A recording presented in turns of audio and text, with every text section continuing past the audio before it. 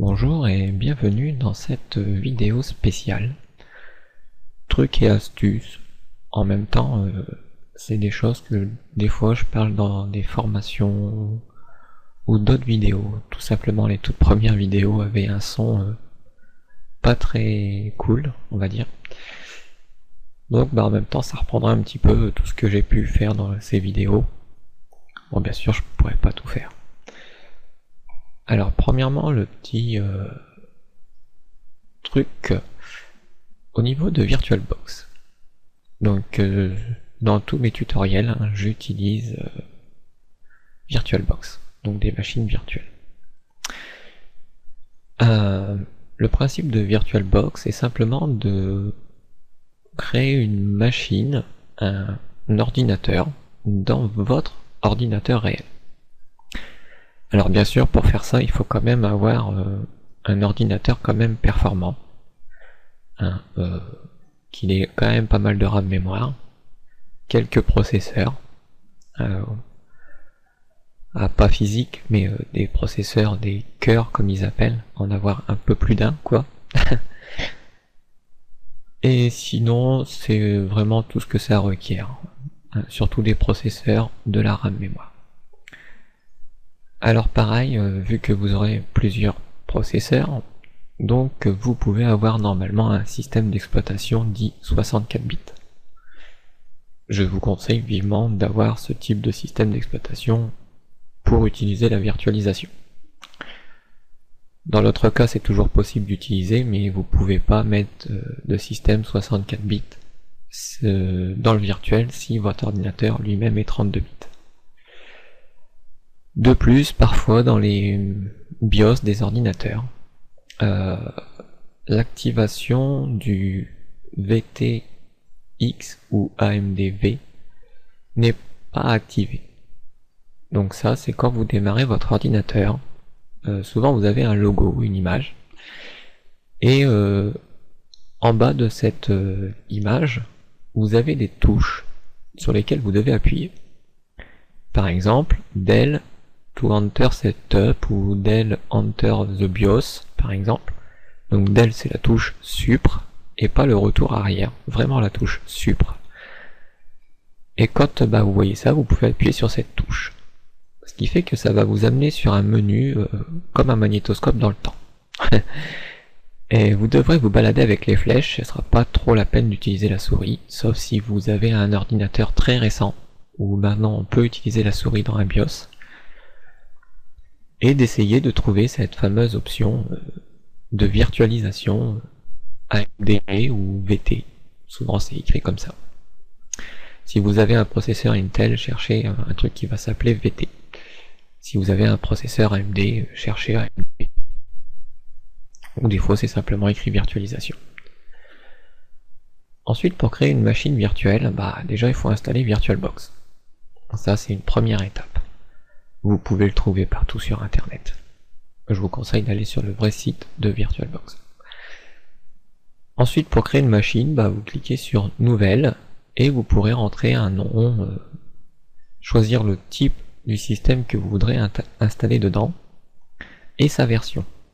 Alors, bien entendu, vous devez avoir le système d'exploitation en question. C'est pas parce que vous allez répondre aux questions que tout de suite vous allez avoir un Windows XP.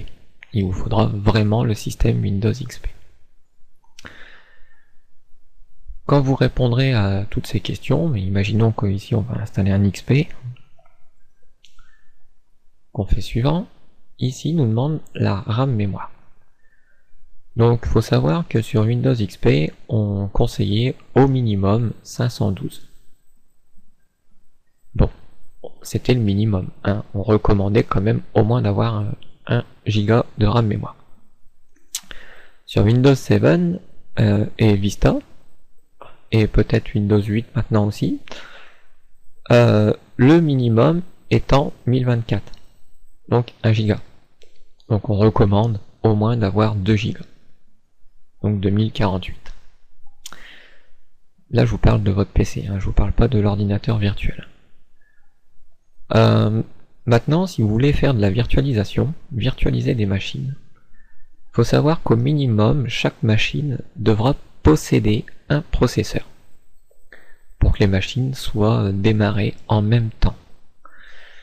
Après, pour les RAM mémoire, c'est pareil. Vous calculez le nombre de processeurs que vous avez. Si on vous dit que vous avez un 4 cœurs, ça veut dire que vous avez 4 processeurs. On verra comment on peut voir les processeurs après à l'intérieur dans les machines. Mais sinon, dans la barre des tâches en bas de Windows, je parle de Windows, vous faites un clic droit là où il n'y a pas d'icône. Entre l'heure et vos icônes et votre menu démarrer, vous cliquez dans une zone où c'est vide. Et vous demandez de démarrer le gestionnaire des tâches.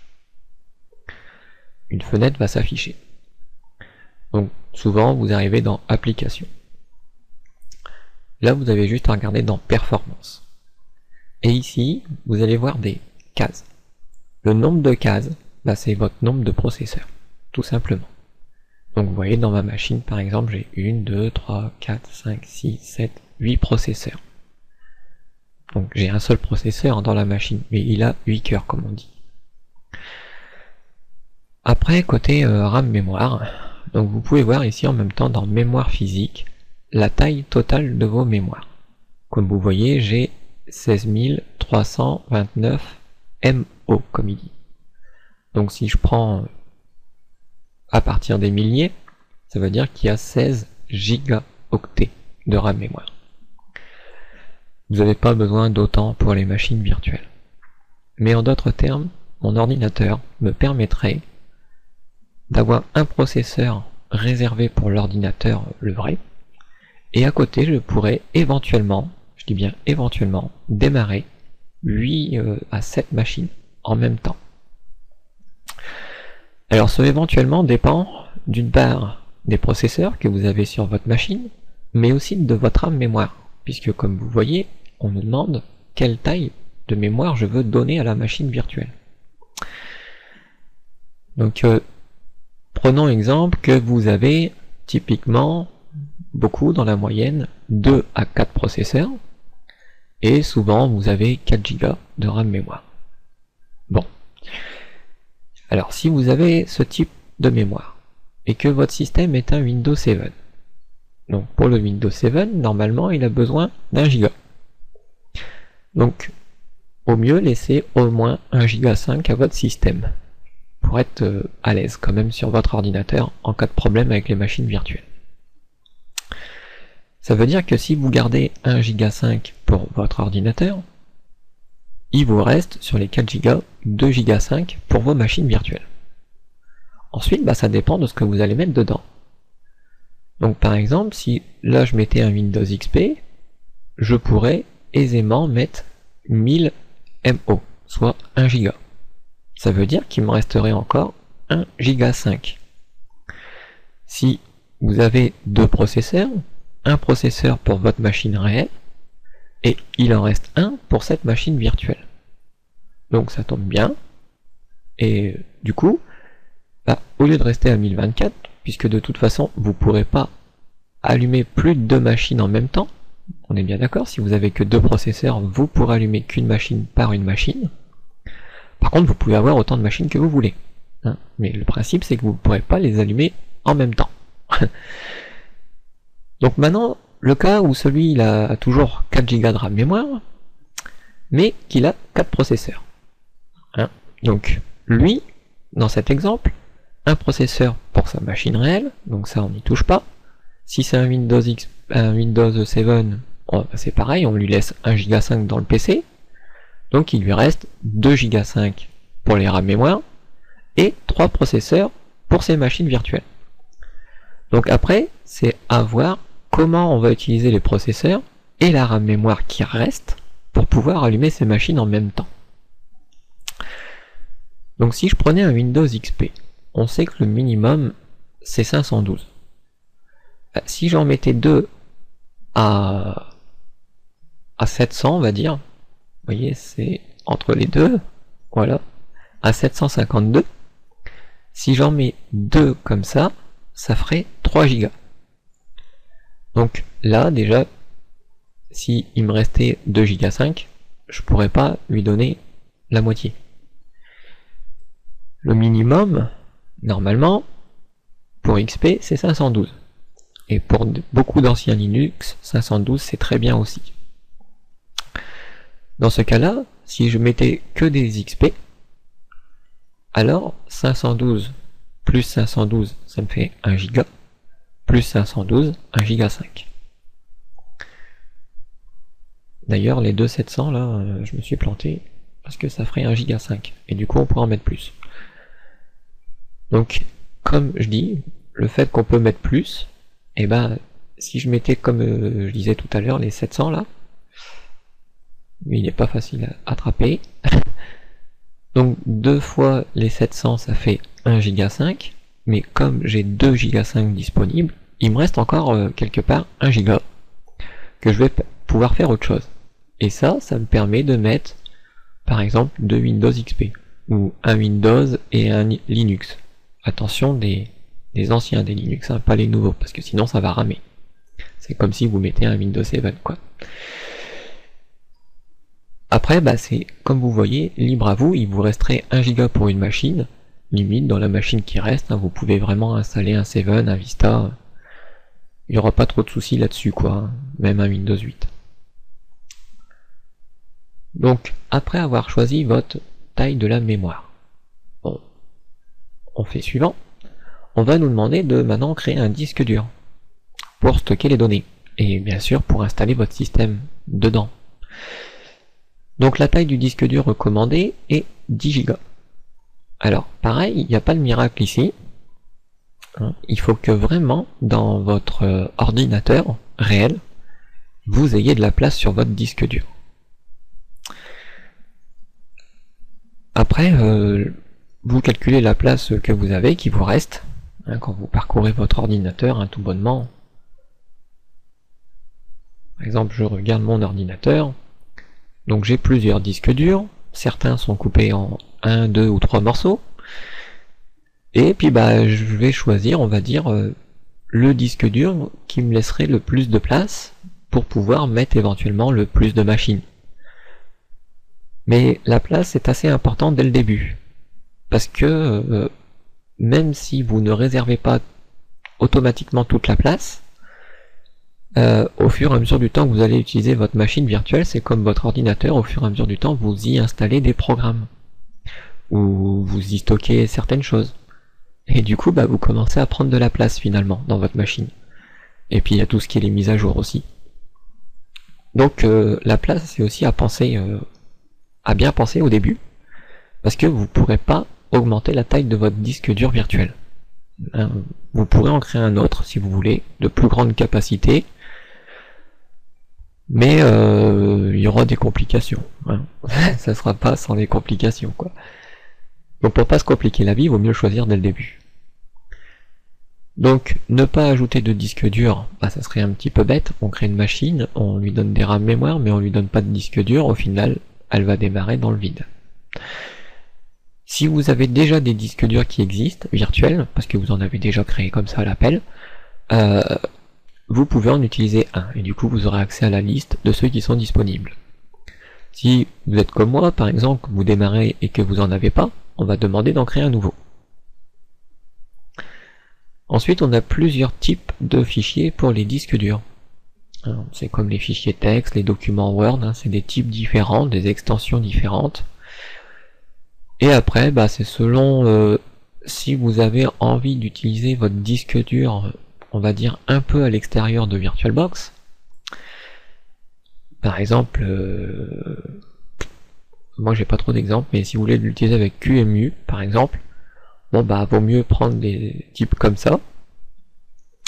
QEMU est un émulateur, hein, un petit peu comme VirtualBox.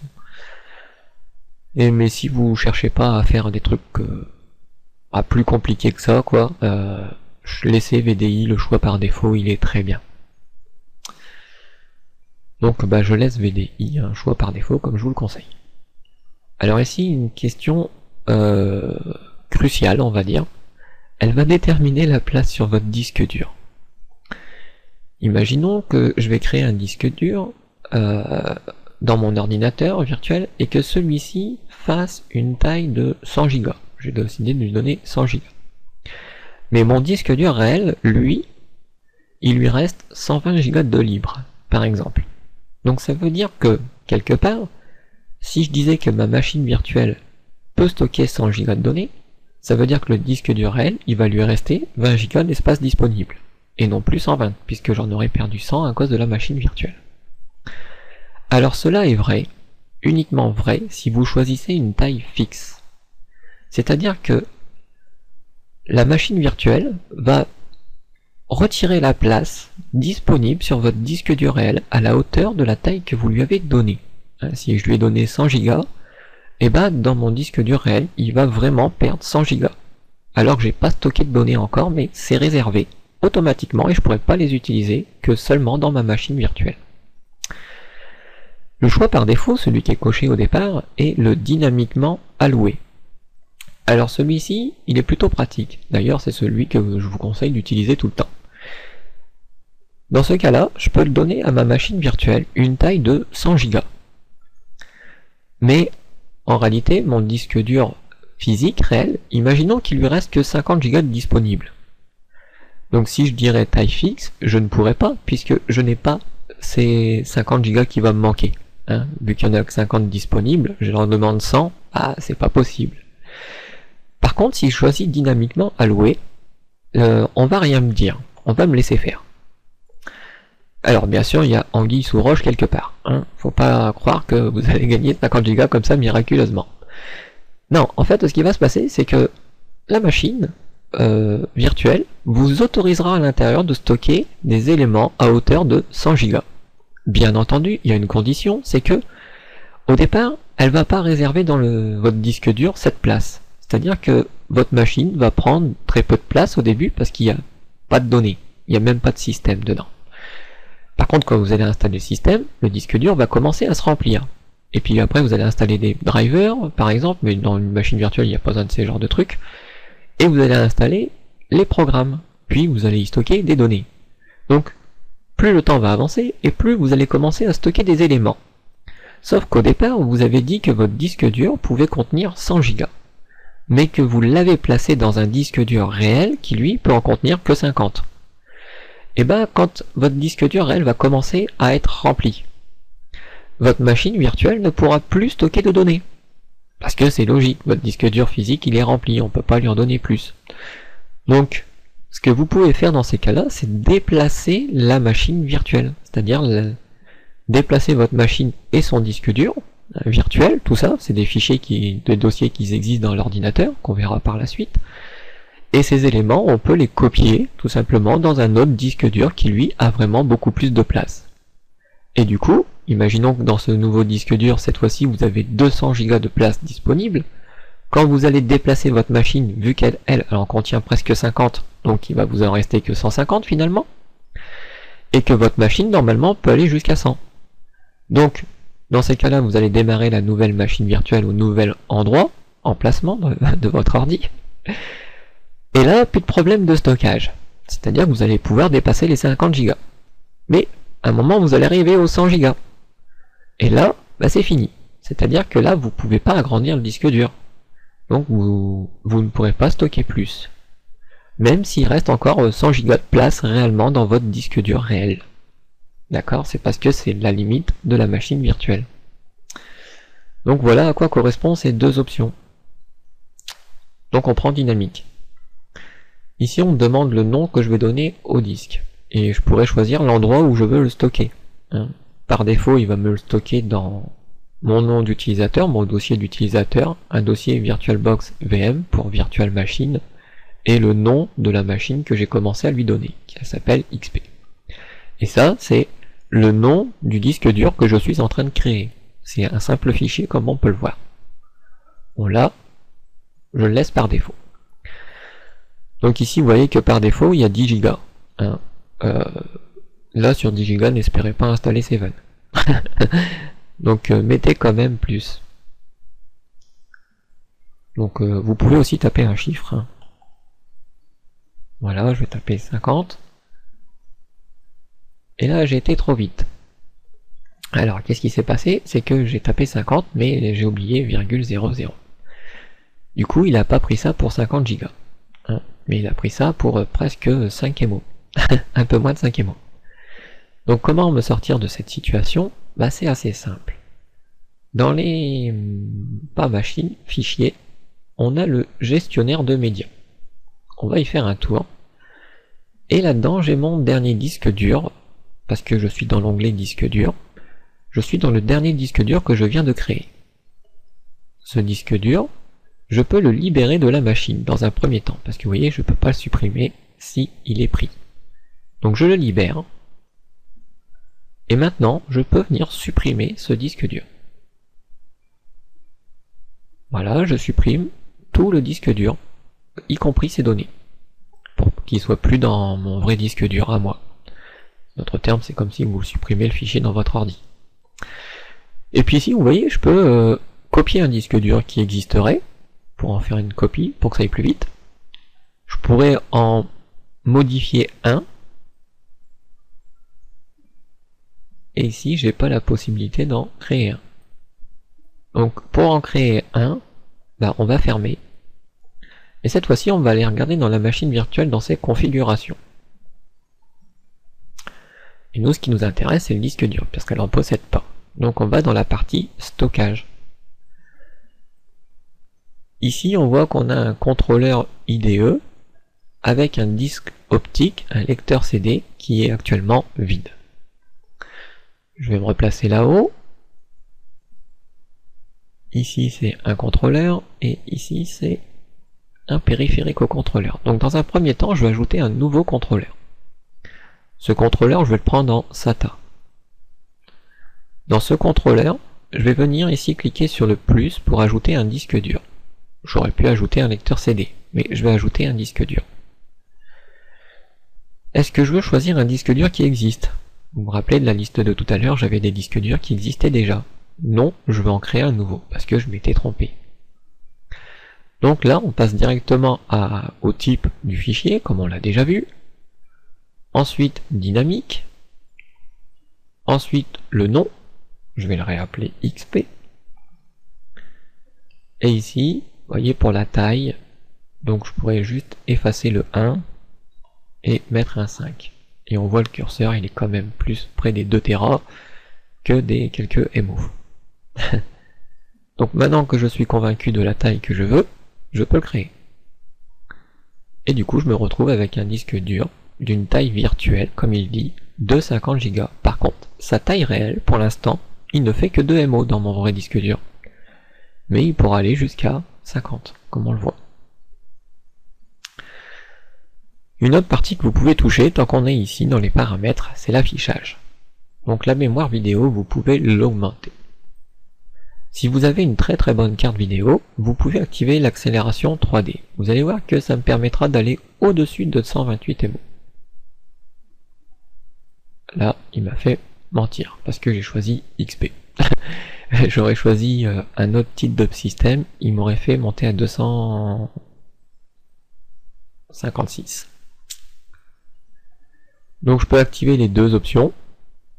Comme j'ai deux écrans, je pourrais activer les deux écrans. Mais si vous avez qu'un écran, ça fait tout rouge. Après, vous avez un nouveau truc qui existe maintenant, c'est la capture vidéo. Alors je sais pas ce que ça donne, je m'en sers pas. Dans le système.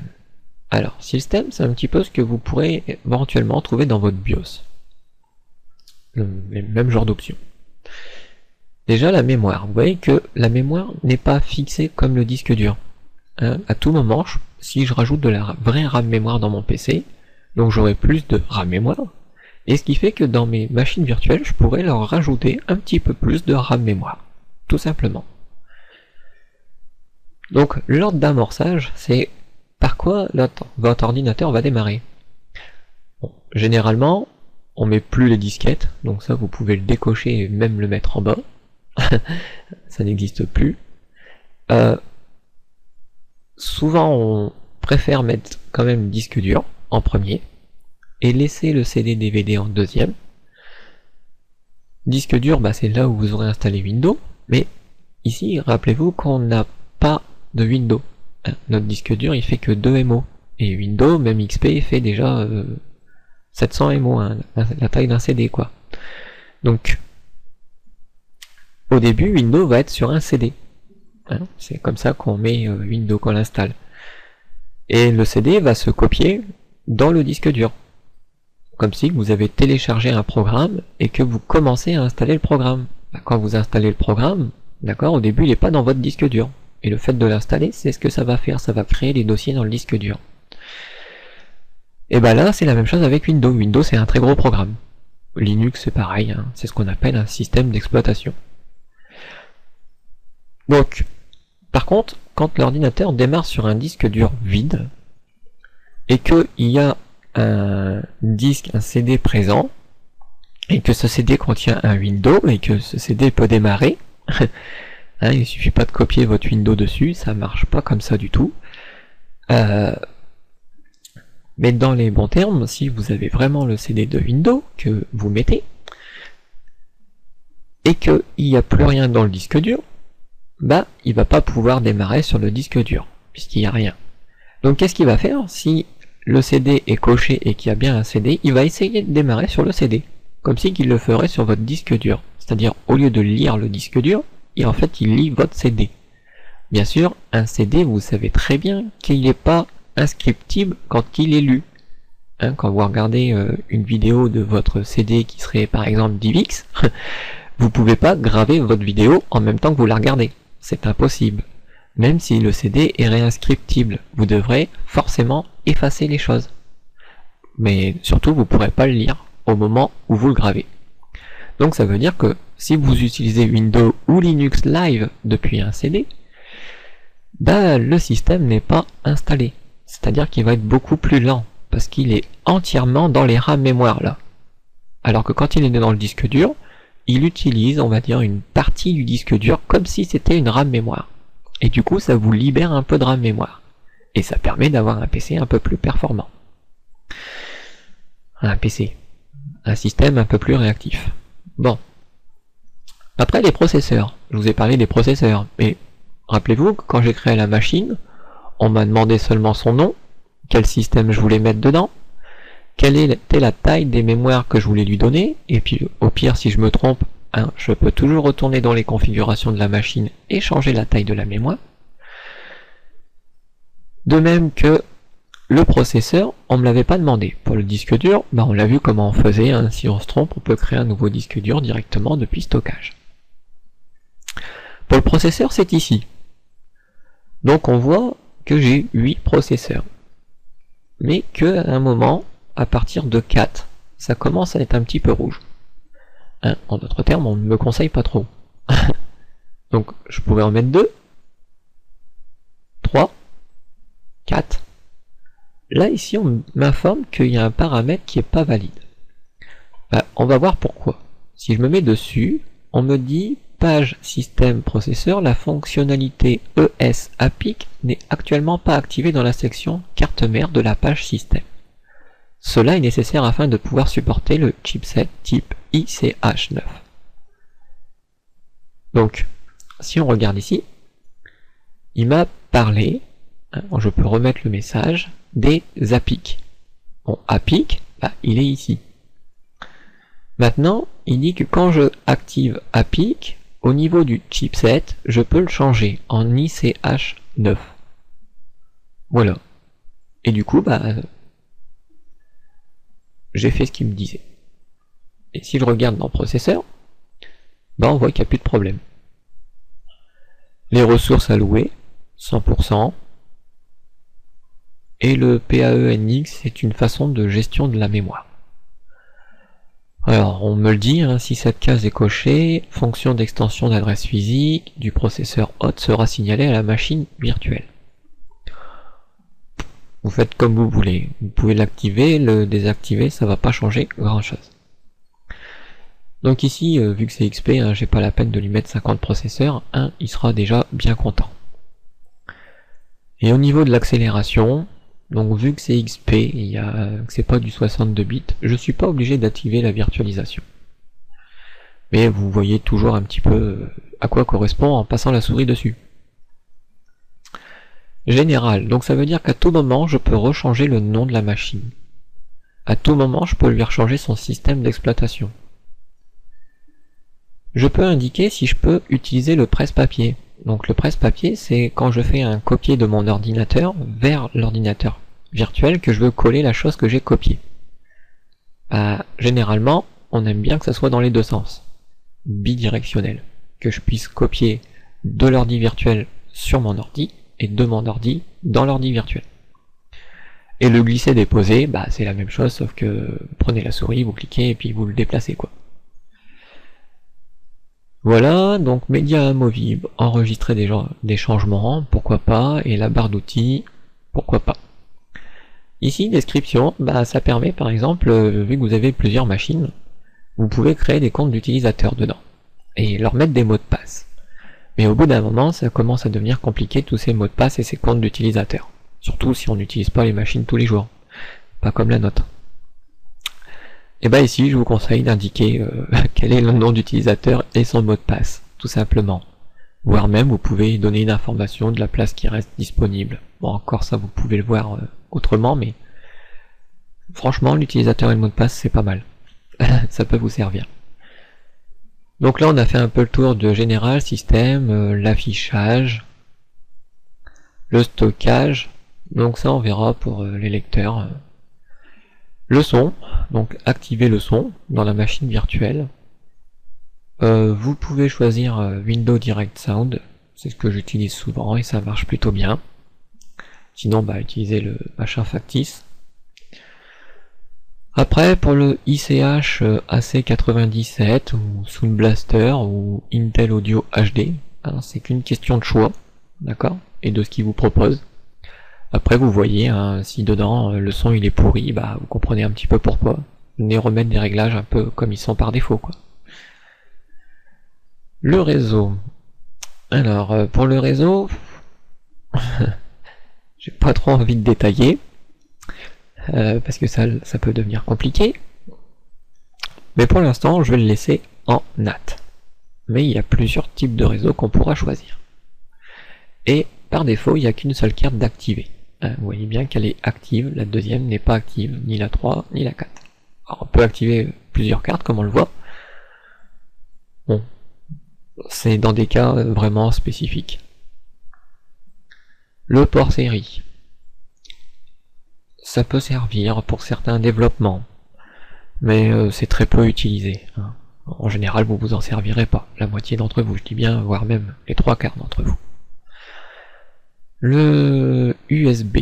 Alors vous pouvez activer le contrôleur, vous pouvez placer des filtres, mais attention avec ces filtres, c'est que si vous sélectionnez par exemple votre clavier, au moment où vous allez démarrer la machine virtuelle, votre clavier sera utilisé uniquement par la machine virtuelle.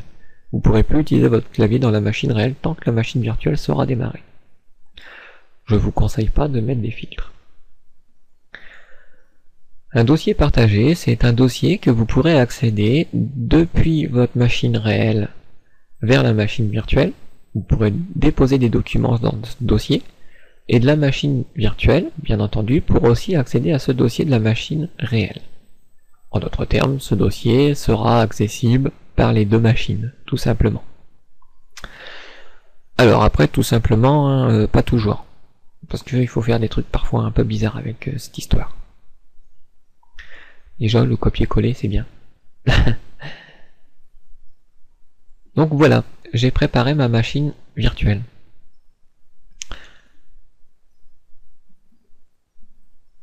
Donc ensuite, ce que je peux faire avec une machine virtuelle, là ça n'aura pas du tout de sens, mais ce que je peux faire, c'est la cloner, la dupliquer.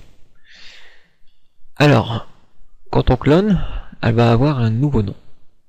Donc je pourrais l'appeler autrement, d'accord? Réinitialiser l'adresse MAC de toutes les cartes réseau. Alors ça, je vous le conseille. Ça permet d'avoir une connexion internet à 100% sûr. Ensuite, qu'est-ce qu'on me demande? Cacher la description, suivant ou annuler, donc je vais suivant. Le clone. Comment va être fait ce clone, cette copie? Est-ce qu'on crée un raccourci ou est-ce qu'on crée vraiment une copie? Donc vous savez tous ce que c'est un raccourci dans votre ordinateur et vous savez pratiquement tous ce que c'est une copie dans votre ordinateur. Donc quand vous faites une copie, vous en faites un double, mais un double complet. C'est-à-dire vous avez vraiment 2 fois la place occupée. Par contre, quand vous faites un lien, c'est juste un raccourci qui vous permet de retourner au même endroit. D'accord? Donc c'est ce que ça veut dire. Un clone intégral, c'est une copie. Un clone lié, c'est un lien. Donc c'est pas une copie complète. Alors je vous le déconseille. En plus, si vous lisez la description, vous verrez qu'un clone lié, c'est un petit peu embêtant. Donc un clone intégral, et je décide de la cloner. Donc parfois ça prend du temps. Mais là, comme j'ai rien installé et qu'il n'y a même pas de MO, vous avez vu, ça a été instantané. Mais un clone intégral va copier l'intégralité du disque dur. Vous aurez un double du disque dur virtuel. Typiquement, ça vous permet d'avoir plusieurs Windows à l'appel comme ça, ou plusieurs Linux comme ça à l'appel. Vous l'installez une fois, puis après vous clonez. Donc pour en supprimer une, on clique sur supprimer, et on a la possibilité de grouper des machines. Par exemple, je voudrais prendre ces deux machines. Donc la sélection par souris, on voit, c'est pas possible. Donc pour ça, on sélectionne une machine, on appuie sur la touche CTRL du clavier, puis on vient sélectionner la deuxième machine. Et sur ces deux machines sélectionnées, je vais faire un clic droit et je vais demander de les grouper. Et ici, j'ai les deux machines dans un groupe, dans une boîte. Ce groupe, bien entendu, normalement, je peux le renommer. En double-cliquant dessus, ça me permet d'avoir le groupe tout seul. Donc ça c'est quand je clique sur la flèche, ça me permet de remonter ou descendre. Un clic droit sur ce groupe va me permettre de renommer le groupe. Et là je pourrais faire mes machines de test, par exemple. Ainsi je pourrais avoir comme ça plusieurs groupes.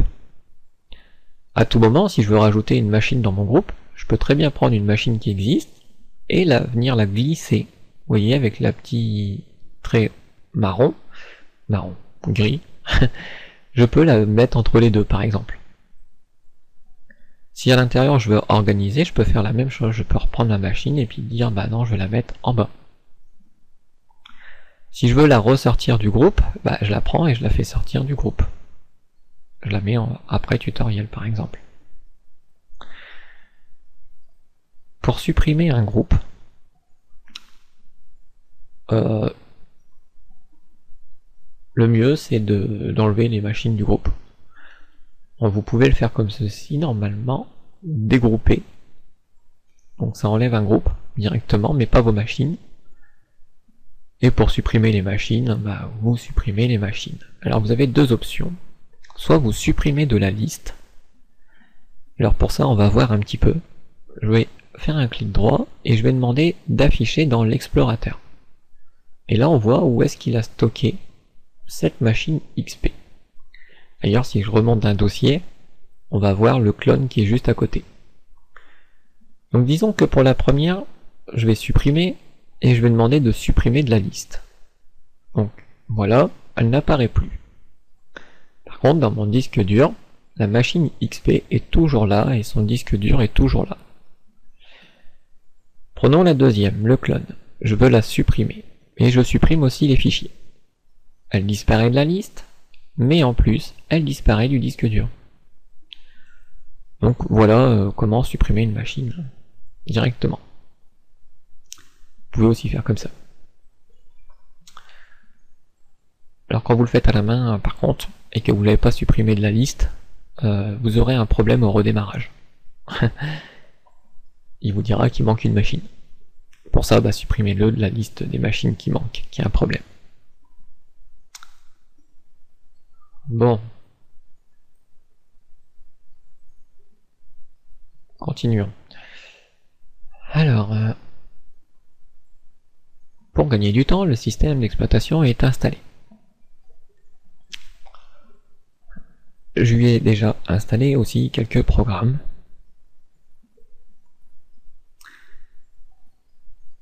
Alors les programmes, c'est tout ce qui est les redistribuables C++ de 2008 à 2011. Les trucs comme Flash, R et compagnie. Et en gros, c'est un petit peu tout. Si openoffice.org, la suite Office, parce que c'est long aussi à télécharger. Donc un système d'exploitation presque banal. Alors, la différence c'est qu'ici, j'ai mon système, et comme vous voyez déjà, il est presque rempli. Et du coup, j'ai créé un autre disque dur virtuel dans cette machine virtuelle, qui lui a plus de taille. Et du coup, je peux stocker des documents dedans. Comment j'ai fait ça? Donc dans la machine, toujours dans sa configuration, donc le mieux c'est quand même qu'elle soit éteinte la machine. Dans stockage, si je me remets ici, vous voyez, je peux pas ajouter un disque dur. Mais vous le voyez qu'il y a bien deux disques durs. Le premier, il a une taille virtuelle de 30 Go, et qu'actuellement il occupe 24 Go. Et que le deuxième, il a une taille virtuelle de 100 Go, et que pour l'instant il a que 20 Go de pris. Voilà. Alors 20 Go, c'est une histoire de poubelle qui doit traîner quelque part, parce que vous voyez, il n'y a rien dedans. Et que ici c'est pareil, il me dit qu'il n'y a pas vraiment de taille. Donc, souvent, dans les formations, vous allez me voir utiliser des logiciels, certains. Donc pour les utiliser, alors il y a Internet Explorer pour aller sur Internet, mais je l'utilise pas. Je préfère utiliser Google Chrome dans mes formations. Après, c'est un choix personnel. Je vais pas faire un débat dessus. De même que j'aime bien ranger mes programmes. Et aussi, j'aime bien ranger mon menu démarrer. Alors, qu'est-ce que je fais en général comme réglage? Donc déjà, je vais m'occuper du menu. Tutoriel étant mon dossier d'utilisateur. Ce dossier, quand je clique, il me donne accès aux documents, à la musique, aux images, aux vidéos, au bureau, au téléchargement, aux favoris, aux liens, bref, accès à tous mes dossiers. Documents, images, musique. Les jeux étant un peu ailleurs. Ensuite, l'ordinateur. Donc lui est très utile puisqu'il me donne accès au disque dur et pas mal d'autres choses. Ensuite, panneau de configuration. Ça, c'est quelque chose qu'on utilise très souvent. Périphérique et imprimante. Non, dans un vrai ordinateur, on l'utilise beaucoup. Dans un ordinateur virtuel, très peu. Les programmes par défaut, truc qu'on n'utilise jamais. Et des supports, pareil, truc qu'on n'utilise jamais. Donc, ce que je vais faire, c'est enlever certains éléments que j'utilise jamais, pour mettre des trucs que j'utilise souvent. Donc sur le bouton, je demande les propriétés, avec un clic droit. Et ici, je vais personnaliser ce menu. Donc afficher les nouveaux programmes en surbrillance. Donc quand vous installez des nouveaux programmes, souvent ils apparaissent de couleur orange. Ah, ça c'est un peu chiant, donc vous pouvez l'enlever en décochant cette option. Le menu aide, donc le truc aide qui nous sert jamais. Par contre, la commande exécuter, ça c'est quelque chose qu'on peut utiliser souvent, surtout dans mes tutoriels. Le bouton connexion, vous pouvez le cocher quand même. Pour l'instant, j'en parle pas trop, mais j'en parlerai bien par la suite de tout ça. Le dossier personnel, donc c'est le dossier qui portait le nom, d'accord? Donc ça, on a vu, c'est pratique parce que ça donne accès à tous les autres dossiers. Les images, bon, on peut le laisser. Pour le développement web et tout, c'est utile d'avoir le dossier image quand même. Pour les jeux, bon, pas vraiment besoin. Les favoris, pas besoin, c'est dans le navigateur. Et ça, c'est que pour Internet Explorer. Donc, ça sert pas à grand chose. Ah, vous pouvez ouvrir aussi avec Chrome, mais bon, le mieux c'est vous ouvrez votre navigateur Chrome, quoi. Ou Firefox ou autre. Les musiques. Bon, on peut le laisser en tant que lien, ça peut ne pas déranger. L'ordinateur, ça c'est très cool. Les outils d'administration système, on n'a pas vraiment besoin de les afficher. On peut y aller depuis le panneau de configuration, donc lui, on le laisse bien. Ouvrir les sous-menus, oui, ça c'est utile. Les périphériques et imprimantes, donc c'est à voir. Si c'est votre ordinateur physique, c'est utile. Si c'est votre ordinateur virtuel, c'est presque inutile. Mais pour les besoins de la formation et tout le reste, je vais le laisser. Donc programme par défaut, ça c'est complètement inutile. Rechercher dans les programmes et le panneau de configuration, vous pouvez le laisser cocher. Le réseau, vous pouvez le cocher. Le menu téléchargement, vous pouvez l'afficher puisque vous y allez souvent dans ce dossier. Enregistrer la télé, dans un ordi virtuel, ça sert vraiment à rien. Trier le menu, ça c'est plutôt cool. Utiliser des grandes icônes, c'est cool. Et la partie vidéo, on pourrait aussi demander de l'afficher. Après, on peut demander un nombre de programmes à afficher et un nombre d'éléments récents. Donc pour l'instant, je le laisse par défaut sur 10. J'applique et je dis OK. Donc voilà maintenant mon nouveau menu démarrer. Donc j'ai mon dossier utilisateur, mes documents, mes images, ma musique et ma vidéo, chose qui est très pratique. Le dossier téléchargement, qu'on y va beaucoup.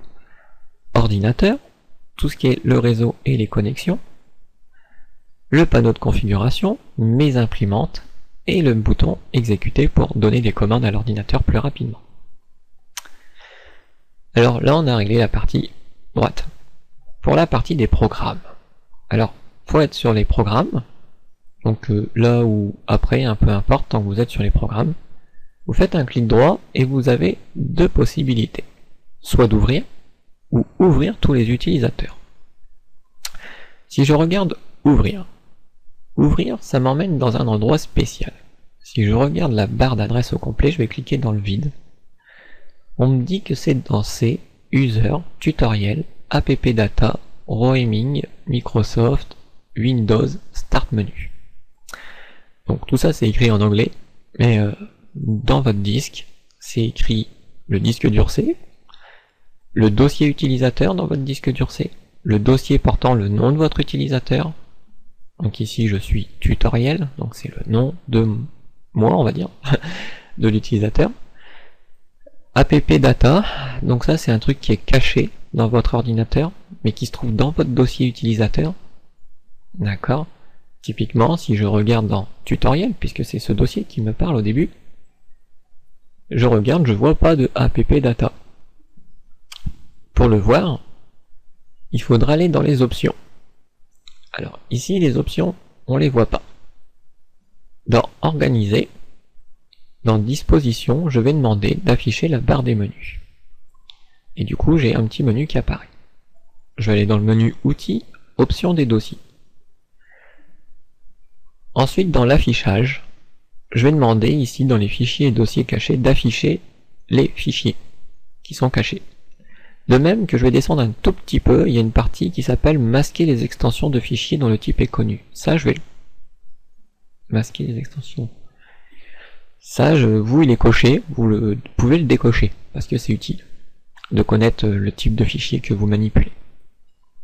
Surtout dans mes formations. Et je dis OK. Voilà, et vous avez vu que App Data vient d'apparaître. Alors attention, ceci n'est pas sans conséquence, puisque ça n'a pas apparu qu'ici. Si maintenant je regarde dans mon disque dur C, je vois des dossiers que je ne voyais pas avant. Par exemple, Programme Data. Ne vous amusez pas à supprimer ces dossiers cachés. Ils sont importants, voire fondamentaux au système. Supprimer ces dossiers-là, c'est ne pas voir Windows redémarrer. Ou d'avoir des erreurs sans cesse s'il démarre. Donc, faire attention aux dossiers cachés. On y va parce qu'on sait ce qu'on va faire. Donc si je repars du début, par exemple, c'est utilisateur, il me disait tutoriel, c'est moi, l'app data, le machin roaming là, le dossier Microsoft qui me disait, le dossier Windows, et Start Menu qui est menu démarrer. Hein, on voit bien, et si je regarde, c'est Start Menu, Windows, Microsoft, Roaming, App Data, Tutoriel, User. Donc tout ça pour dire qu'on en revient ici. Donc ça veut dire que au départ, pour mes dossiers, si je regarde dans l'affichage, je ne veux pas afficher ce qui est caché, mais je garde toujours l'histoire des extensions. Que je ferme cette fenêtre. Qu'ici avec le clic droit, je demande d'ouvrir. Vous voyez que j'accède quand même à App Data, malgré qu'on sait qu'il est caché. D'accord? Si je regarde dans Tutoriel, effectivement, il est caché. je ne le vois pas. Pourtant, je peux y accéder. D'autres termes, si on connaît l'adresse d'un dossier, même s'il est caché, on peut y accéder. Il suffit de connaître l'adresse. Ici, il suffit de cliquer droit et demander d'ouvrir. Donc ici, dans le programme, si je regarde, c'est vide. Chez vous, c'est très plein. Mais chez moi, c'est vide. C'est pour ça que le menu, il est bien rangé. En fait, tout ce qu'il y avait là-dedans, je l'ai complètement déplacé. J'ai tout pris, j'ai tout coupé. Puis, où est-ce que j'ai collé tout ça? Bah, dans tous les programmes, mais au lieu d'ouvrir, j'ai ouvert pour tout le monde. Et j'étais dans le même truc programme, sauf que lui, il n'est pas pareil. Si on regarde, il est dans C, Programme Data, Microsoft, Windows, menu démarrer. Programme Data, je vous l'ai fait voir il y a quelques instants, quand j'avais affiché les dossiers cachés, il existait ce dossier. Là, si on regardait, il n'existe pas, il n'est pas visible. Pourtant, il est là. Donc je retourne en arrière, hein, sinon vous repartez ici, hein, hop, clic droit, ouvrir tout le monde. Et là-dedans, je me suis créé moi-même mes propres dossiers, pour avoir un rangement beaucoup mieux. Donc pour l'instant, comme je vous avais dit, j'avais mis OpenOffice. Donc souvent OpenOffice, il crée un dossier OpenOffice et puis il se met tous ces trucs dedans. Bah moi je vire son dossier, je mets ça dans un dossier qui s'appelle bureautique, d'ailleurs il y a une petite erreur. Voilà. Ouais, ça a l'air d'être bon. Ensuite, je me suis créé un dossier Internet, où dedans je mets mes navigateurs, donc Internet Explorer parce que je suis sur Windows, et Chrome parce que c'est lui que j'utilise.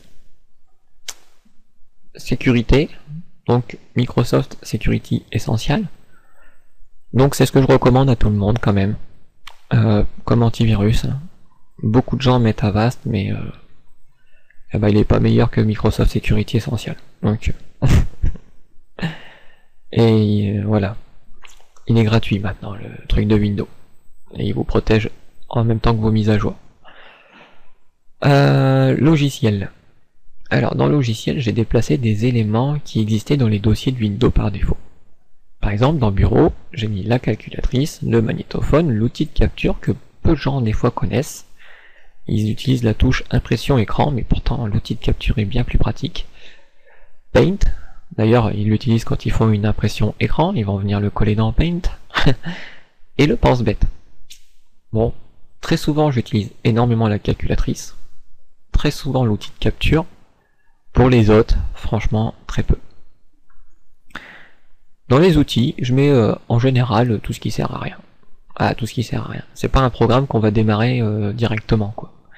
Hein, pour lire un PDF, il suffit de cliquer sur un fichier PDF, et puis voilà. Pour les gadgets, bah si vous êtes dans une machine virtuelle, je vous déconseille. Parce que déjà dans les machines réelles, ça bouffe pas mal de processus, beaucoup de mémoire. Donc dans une machine virtuelle, déjà vous en avez pas beaucoup, alors évitez. Ne les activez pas, quoi. Texte, donc j'ai mis son Notepad et son WordPad par défaut, quoi, dedans. Donc logiciel, vous voyez, c'est des petits programmes, pas des gros programmes, quoi. Multimédia, donc dans Images, j'ai installé GIMP et Inkscape. Ensuite les jeux, bah c'est les jeux de Windows, hein. J'ai rien changé. Lecteur, c'est les trucs de Windows, le lecteur Windows Media et le Media Center. Et dans les vidéos, j'ai le machin de Windows, toujours la création de DVD. Et dans Windows, qu'est-ce qu'il y a? Bah, il y a ces dossiers à lui qu'il a plus souvent, sauf que j'ai déplacé certains éléments, comme vous pouvez voir. Dans la maintenance, j'ai laissé ces trucs de maintenance, hein, j'ai rien touché. Dans son ergonomie, j'ai pu certainement y déplacer des trucs dans assistant là-dedans, quoi. Hein. Après, là, vous rangez un peu comme vous le voulez. Par contre, petit point de passage, c'est ces deux dossiers-là. Laissez bien leur nom. D'ailleurs, vous avez vu que tous les dossiers de Windows, je les ai pas renommés en majuscules comme j'ai fait avec les autres. Tout comme le dossier jeu. Pour jeu, c'est pas grave, seulement il va vous le renommer à chaque fois. Vous aurez beau à chaque fois redémarrer votre ordi, à chaque fois il va vous remettre jeu en minuscule comme il l'écrit. Et pour cela, donc souvent il va vous amuser à vous recréer des nouveaux qui seront vides. Et quand vous voudrez faire ce raccourci, c'est-à-dire d'aller sur ordinateur, clic droit, gérer, ici ça fait appel à la gestion de l'ordinateur. Et cette gestion de l'ordinateur se trouve dans les outils d'administration. Gestion de l'ordinateur. En d'autres termes, si vous changez le nom du dossier ou que vous déplacez ce raccourci-là, quand vous ferez cette action-là, c'est-à-dire gérer, ça ne marchera pas. Donc là, il tourne en rond, c'est que c'est bon, hein, c'est qu'il est en train de chercher le truc, voilà. Et du coup, je suis bien dans la gestion de l'ordinateur. On peut bien vous le faire voir, hein, je vais le couper, et je vais le mettre ailleurs. Par exemple ici. Si je refais un clic droit, gérer, vous voyez, je vais avoir cette erreur. Donc si vous avez cette erreur, hein, c'est parce que vous avez mis ce raccourci en dehors de son dossier d'origine. Donc, ce qui est dans l'administration et système, je vous conseille vivement de ne pas y toucher. Et vous pouvez quand même changer les noms, c'est-à-dire qu'à la base, normalement, ils sont pas dans un dossier qui s'appelle Windows. Normalement, ils sont un dossier là, tout de suite, vous les voyez, et ils s'appellent directement comme ça. Vous pouvez tout de même les ranger dans un dossier Windows, ça ne lui pose pas trop de soucis. Vous voyez que ça marche, quand il est dedans, il n'y a pas de souci, je peux faire ordinateur gérer, et hop, ça se rouvre. Donc voilà. Alors, configurer le menu démarrer, c'est ok. Ensuite, pour les programmes, donc, dans tous les programmes, déjà je vais les démarrer dans Internet, le navigateur. Donc par défaut, Windows il vous donne ceci en bas. Moi, le e-Explorer, je vais le détacher, parce que je l'utilise pas. Ensuite, vu que j'utilise Chrome, dans Internet Navigateur, je vais faire un clic droit, et je vais demander de l'épingler à la barre des tâches. Comme ça, il reste toujours en bas. Et puis je vais le mettre à la place où il était Internet Explorer. Ensuite, souvent, j'utilise une autre chose, qui est la ligne de commande. Alors la ligne de commande, on peut l'avoir en prenant exécuter et en tapant CMD. Et voilà c'est quoi la ligne de commande. On peut l'avoir aussi ici dans rechercher des programmes. Vous tapez C et vous voyez tout de suite commande prompt. Et si on regarde, c'est la même chose. D'accord? Sauf que là il vous dit pas où il se trouve, et là il vous dit où est-ce qu'il se trouve dans l'ordinateur. Vous avez son chemin d'accès. Donc cette commande, elle est souvent utile aussi. Donc le fait que je viens de la lancer là, bah, je vais en profiter, je vais faire un clic droit, et je l'épingle. Comme ça, maintenant, si j'en ai besoin, j'ai plus qu'à cliquer dessus. Pour en continuer un petit peu avec la personnalisation, je vais aller dans Google. Premièrement, et deuxièmement, je vais aller dans le panneau de configuration, pour vous faire voir l'histoire des programmes. Alors ça, on s'en occupe pas. Pour ce qui est Air Reader Shockwave, vous allez voir dans là où je vais vous faire aller. Mais c'est pour vous faire voir que cela je vais pas les cocher, mais que vous pouvez les cocher pour les installer. GIMP, Inkscape et Chrome, même chose. Pour Java, même chose. Pour le .NET, même chose. Pour Essential, pareil. Pour Silverlight aussi. Alors pour les redistribuables, ça, des fois il y en a certains qui s'installent tout seuls avec les mises à jour. D'autres, vous devrez les installer certainement à la main.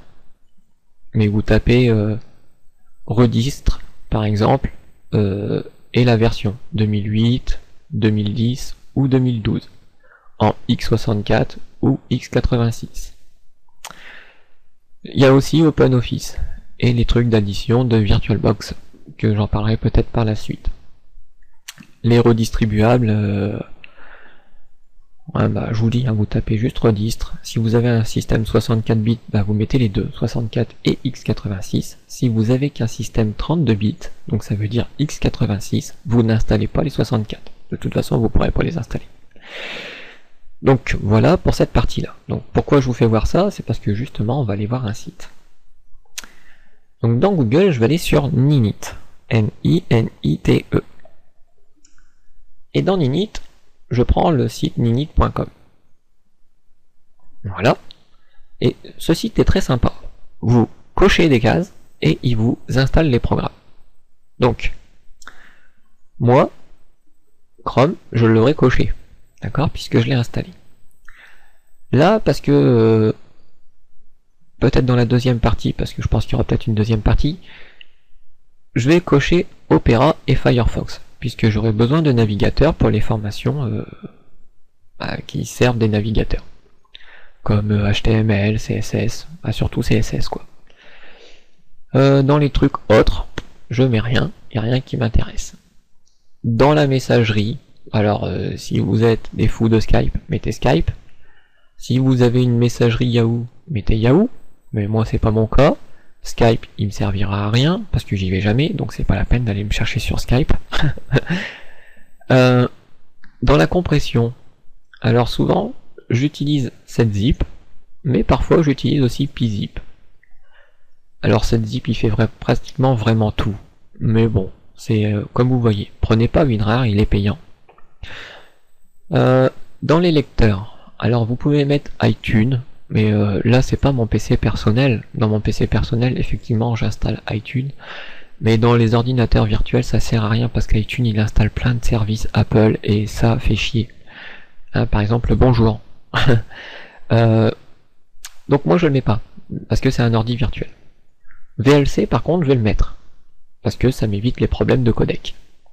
Et vous avez vu que pour l'instant dans mon ordinateur, j'ai pas de lecteur à part le machin de Windows par défaut. D'ailleurs, le Windows par défaut, il a un petit manque. Un manque, c'est ses codecs. Donc je vais prendre le Kali codec. Et d'ailleurs, je vais l'augmenter de cet autre pack. Pour être sûr aussi, je vais prendre QuickTime pour lire les fichiers Move. Spotify, donc si c'est votre PC personnel, ça peut vous servir. Là, c'est un PC virtuel, donc ça servira à rien. Les codecs, ça peut quand même servir dans le PC virtuel, hein. Il suffit que vous regardez une vidéo et vous êtes un petit peu bloqué. Bon, si vous avez VLC, vous n'avez pas le problème de codec, hein. Vous pouvez juste mettre limite que VLC dans un ordi virtuel, ça suffit amplement. Je vais ajouter aussi Audacity. Audacity, ça permet de retoucher le son, et c'est parfois assez utile.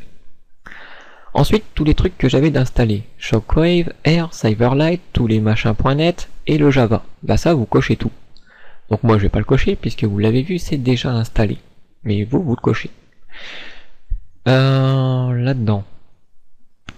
Alors si ceux qui sont sur Windows 8 qui se plaignent du menu démarrer, bonne nouvelle, installez ce truc.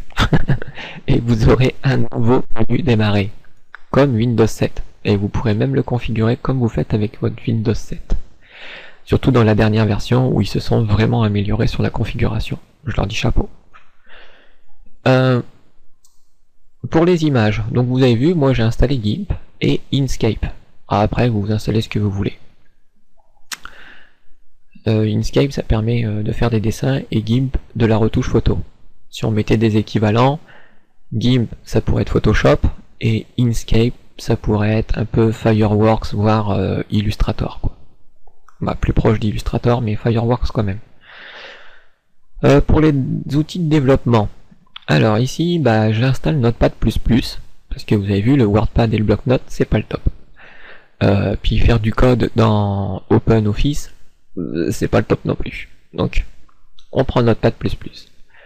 FileZilla est aussi utile du moment que vous transférez des fichiers sur l'internet. Donc dans mes formations, vous serez éventuellement parfois à l'utiliser. Pas dans tous, mais voilà. En tout cas, on l'installe d'ici. Ensuite, qu'est-ce que je peux avoir besoin? Pas grand chose. Donc ceux qui utilisent Eclipse, ils peuvent déjà installer Eclipse. Alors après, pour les documents, OpenOffice, mettez pas Office, il est payant. Donc par contre, OpenOffice, lui, il est gratuit. Vous pouvez le mettre. Il est gratuit, il est libre. Donc il y a deux suites, OpenOffice ou LibreOffice, c'est à vous de voir.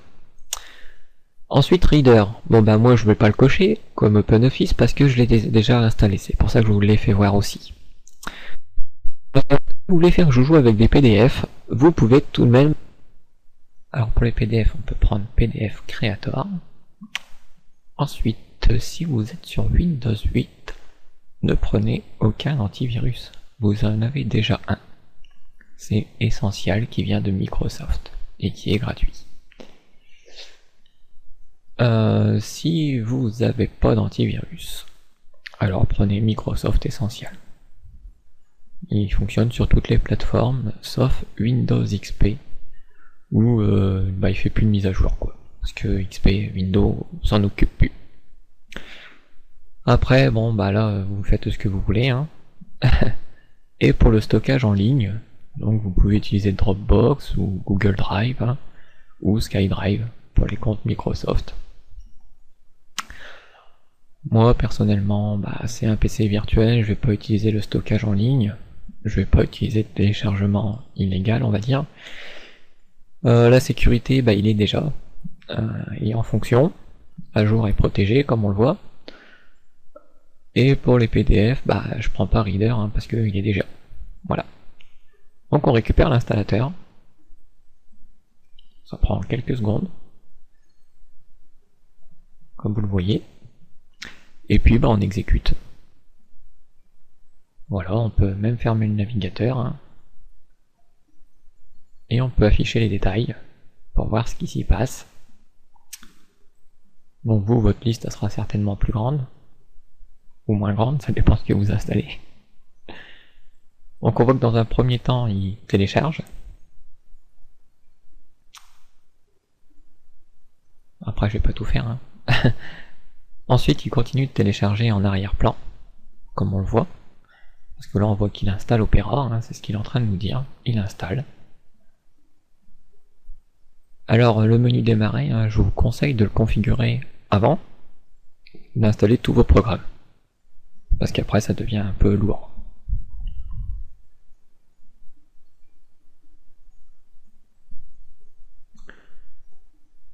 Donc comme on voit, hein, dès qu'il a installé, donc on a une icône qui se crée sur le bureau.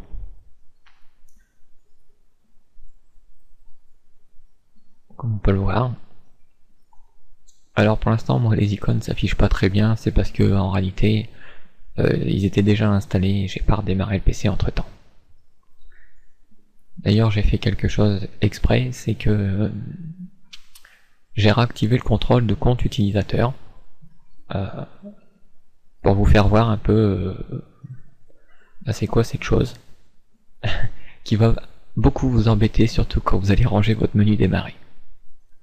Et d'autres fois quand vous allez utiliser la ligne de commande aussi. Donc là je vais mettre en pause le temps qu'il installe tout. Donc voilà, l'installation est terminée. Au passage il a réactualisé un petit peu mon bureau, ce qui a fait réapparaître les icônes. Donc là ce que je vais faire c'est simplement redémarrer l'ordinateur une fois. Vous n'êtes pas obligé de le faire, c'est parce que j'ai activé un paramètre. Donc voilà l'ordinateur redémarré. Donc le paramètre que j'ai activé c'est simplement le contrôle de compte utilisateur que moi je désactive assez souvent. Pour pas dire tout le temps. Alors, maintenant que j'ai des programmes, l'avantage de Ninit c'est qu'il vous donne le raccourci du programme sur votre bureau directement. Bon, laisser des choses sur le bureau n'est jamais très conseillé, mais l'avantage c'est que vous n'allez pas devoir aller chercher dans tous les dossiers de ce qui vient de vous installer pour aller chercher juste le raccourci du programme, quoi. Je vais vous expliquer un petit peu. Déjà au passage on voit que Skype démarre automatiquement, donc chose qu'on n'apprécie pas forcément, qu'on réglera son compte plus tard. Donc dans tous les programmes, si je vais dans ouvrir, déjà vous voyez qu'il m'a foutu un bordel pas possible. Dans ouvrir, programme, tout à l'heure il n'y avait rien, et là j'ai Notepad++. Typiquement, je prendrai tout ce qu'il y a là-dedans, par exemple je couperai cette chose, puis j'irai dans tous les utilisateurs, venir le mettre dedans. Et je vais remplacer, voilà. Et du coup ici c'est vide. Alors la différence entre l'un et l'autre, c'est que si vous créez un nouvel utilisateur dans votre système, automatiquement il aura votre menu rangé. Voilà pourquoi on le met dans tous les utilisateurs, tout simplement. Alors comme je vous expliquais, le fait d'avoir installé tous ces programmes crée parfois des dossiers par programme. Certains dossiers vous pouvez directement les mettre à la poubelle, genre Cyberlight, hein, vous n'allez jamais déclencher le programme comme ça, il se déclenche tout seul. J'en ai pas d'autres en tête là, si les codecs, par exemple les codecs pack, voilà, vous n'avez pas vraiment besoin d'aller dedans en fait. Hein. Aller chercher à configurer ça, c'est vous embêter pour rien. Donc ça on peut l'enlever. Le community codec pack, c'est pareil, c'est des codecs, c'est pas la peine de configurer ces choses. Ça démarre tout seul quand vous mettez des vidéos. Et après, il y en aurait d'autres à ranger. Donc pour ranger, typiquement, qu'est-ce qu'on fait? On va dans un dossier, on prend le raccourci du programme, qu'on coupe, et qu'on remet ici, au début. Vous voyez, ça c'est l'histoire du contrôle de compte utilisateur. Il me demande si je veux vraiment le déplacer ici. Bon, je lui dis oui. Imaginons maintenant que j'ai envie de créer un dossier ici. Et on me demande si j'ai vraiment envie de créer ce dossier. Donc je lui dis oui. Je le renomme, je l'appelle Toto, par exemple. Voilà. Donc Toto il existe, et maintenant si je veux déplacer Toto, par exemple dans, je sais pas, le logiciel, hop, on me demande encore si je veux le faire. Donc voilà à quoi il sert le contrôle de compte utilisateur. À vous embêter. Donc comment on enlève ce truc? C'est assez simple.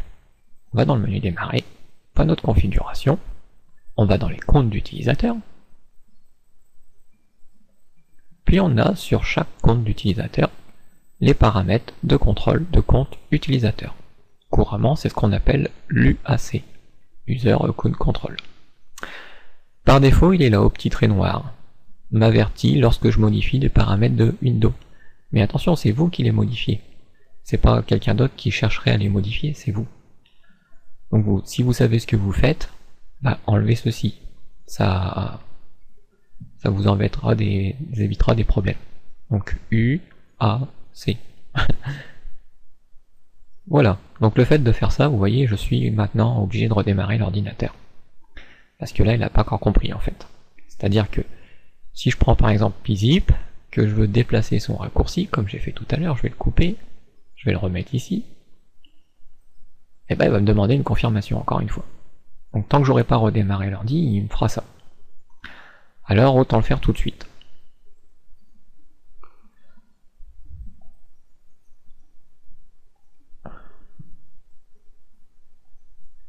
Donc parfois, il va vous arriver ce problème. Pas du tout, dommage. Parfois VirtualBox il bloque pour le redémarrage du PC. Dans ces cas-là, vous allez dans le menu Machine, qui est tout en haut. Là, il n'est pas dans la capture, mais il est au-dessus du curseur, là. Et vous mettez redémarrage. Pour ça, il faut installer ce qu'on appelle des additions invitées. On verra ça dans un autre tuto.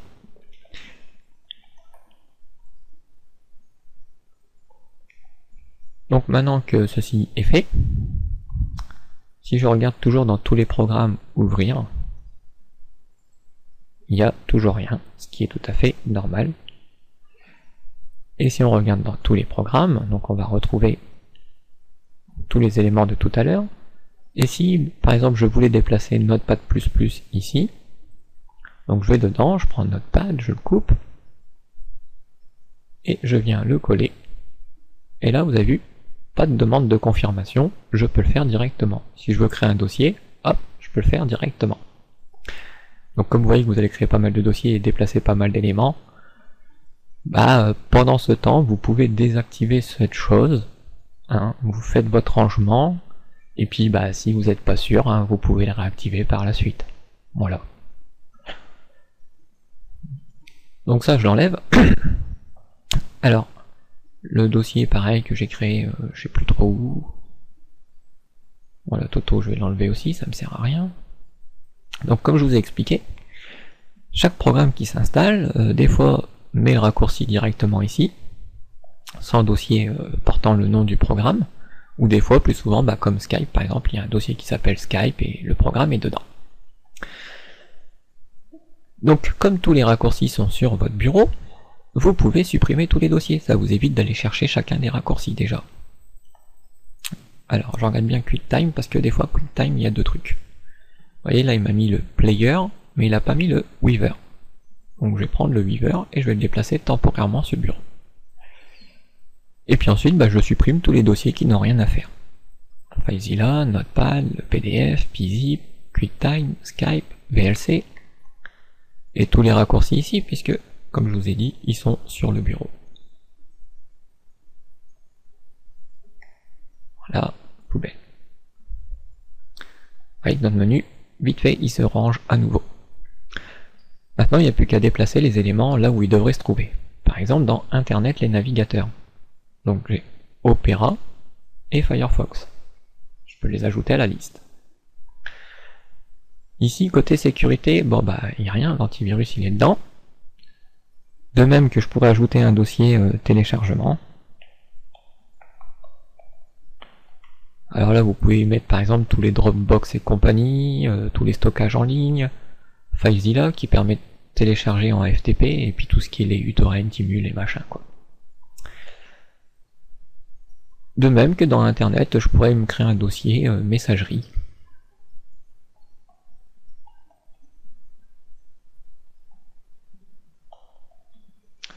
Où je pourrais y mettre les Thunderbird, les Outlook, et les fameux Skype et compagnie. Ensuite, le rangement, chacun fait comme il veut. Voilà, pour vous donner une idée. Alors, le Notepad++. Dans les logiciels, j'avais une partie texte, où j'avais le Notepad normal et le WordPad normal. Et je vais mettre le Notepad++ en plus. Ensuite, dans les outils, les trucs qui servent pas grand chose, on va mettre l'extracteur pzip, et on peut y mettre le PDF Creator. C'est en relation avec le PDF. Le pzip étant l'extracteur d'archives, et vous faites un clic droit, et quand c'est une archive, vous verrez l'option pzip, comme le setzip qu'on a installé. Qu'est-ce qu'on pourrait mettre ici? Rien. Donc le reste, ça va se passer un peu plus dans multimédia. Pour ce qui est l'image, on a le Picture Weaver, une visionneuse d'images quoi. Ensuite, ici, on a un truc pour l'audio, donc je pourrais rajouter un dossier audio et y mettre Audacity dedans. Ensuite, le reste, ça concerne que la vidéo, c'est des lecteurs, donc hop, je les mets dans les lecteurs vidéo. Voilà, j'ai terminé le rangement de mon système. Et je retrouve un bon rangement. Alors, par contre, il manque quelques petits programmes. Bon, déjà, Opera, je l'utilise pas, donc je le détache. Donc, dans les programmes qui va me manquer, c'est CCleaner.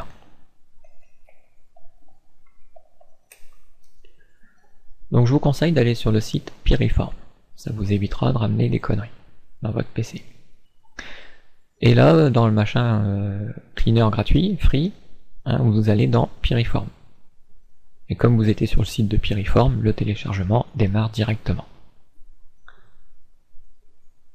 Vous voyez que là aussi ça va très vite.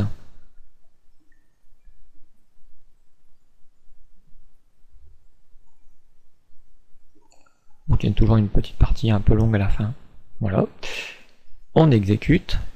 Là aussi, ça vous évite des questions de Windows, parce que si j'avais laissé le contrôle d'utilisateur, il y aurait une fenêtre qui me demanderait si je voudrais exécuter le programme. Donc là aussi, vous vous facilitez la vie avec le contrôle d'utilisateur. Donc on va bien sûr le mettre en français, c'est beaucoup plus pratique. Voilà, on peut faire suivant. Alors ici, est-ce qu'on met un raccourci sur le bureau? Oui, ça va être pratique pour le ranger, comme on a vu les autres. Est-ce qu'on le met dans le menu démarrer? Non, je vais le ranger moi-même. Ensuite, est-ce qu'on peut mettre l'exécution de CCleaner au menu contextuel de la corbeille? C'est quand on fait un clic droit sur la corbeille, on peut directement exécuter CCleaner. C'est pratique. Ouvrir CCleaner, aussi sur la corbeille, comme ça évite d'aller dans le menu. Rechercher les mises à jour, surtout, c'est important. Et l'analyse intelligente des cookies, ça aussi, c'est plutôt cool. En d'autres termes, la prochaine fois que vous remettez à jour CCleaner, n'est pas la peine de cocher ces deux éléments, puisque le raccourci vous l'aurez déjà rangé, et que de toute façon vous allez souvent ouvrir CCleaner en faisant un clic droit sur la corbeille. Voilà, donc une fois ceci fait, on installe. Ça va très vite, et la première fois, on va déjà pouvoir le lancer. Donc je vais pas le lancer directement d'ici. Je vais fermer les navigateurs parce qu'il me demandera de les fermer de toute façon. Donc le raccourci qui est sur le bureau. Donc même chose, si on regarde dans tous les programmes, là on voit pas CC Cleaner parce qu'on a demandé qu'il se range pas dedans. Pour le ranger, je vais ouvrir tous les utilisateurs. Et dans Programme, Internet, je vais mettre ça dans Sécurité. Bon, ça n'a rien à voir avec la sécurité, mais voilà. Je trouve que ça a une bonne place ici. Donc si je veux ouvrir CC Cleaner, j'ai deux choix. Soit je vais dans ma liste Internet Sécurité, et je retrouverai CC Cleaner. Ou soit, comme j'ai donné l'option sur la corbeille, je fais un clic droit sur la corbeille, et je demande d'ouvrir CC Cleaner. Donc CC Cleaner, à quoi il va servir? Premièrement, à faire le ménage dans votre PC. Attention, il n'enlève pas toutes les conneries, hein. C'est pas un antivirus, c'est juste un nettoyeur. Il va arranger un petit peu votre PC à votre place. Alors par contre, ne cochez aucune de ces options. Laissez les options par défaut cochées. Ne cherchez pas à en recocher parce que vous pouvez faire pas mal de conneries. D'accord? Donc ici, vous touchez à rien. Tout ce que vous faites, c'est analyser votre PC. Cette étape peut aller plus ou moins vite. Ça dépend combien de fois vous l'avez fait. Alors, en combien de temps? Donc combien de temps on nettoie le PC? Si vous l'utilisez vraiment tous les jours, faites-le au moins une fois par semaine. Et si vous l'utilisez que quelques heures par jour, vous pouvez le faire une fois par mois, je dirais. Plus vous allez utiliser Internet et votre ordinateur, et plus vous pouvez le faire pour la partie nettoyage.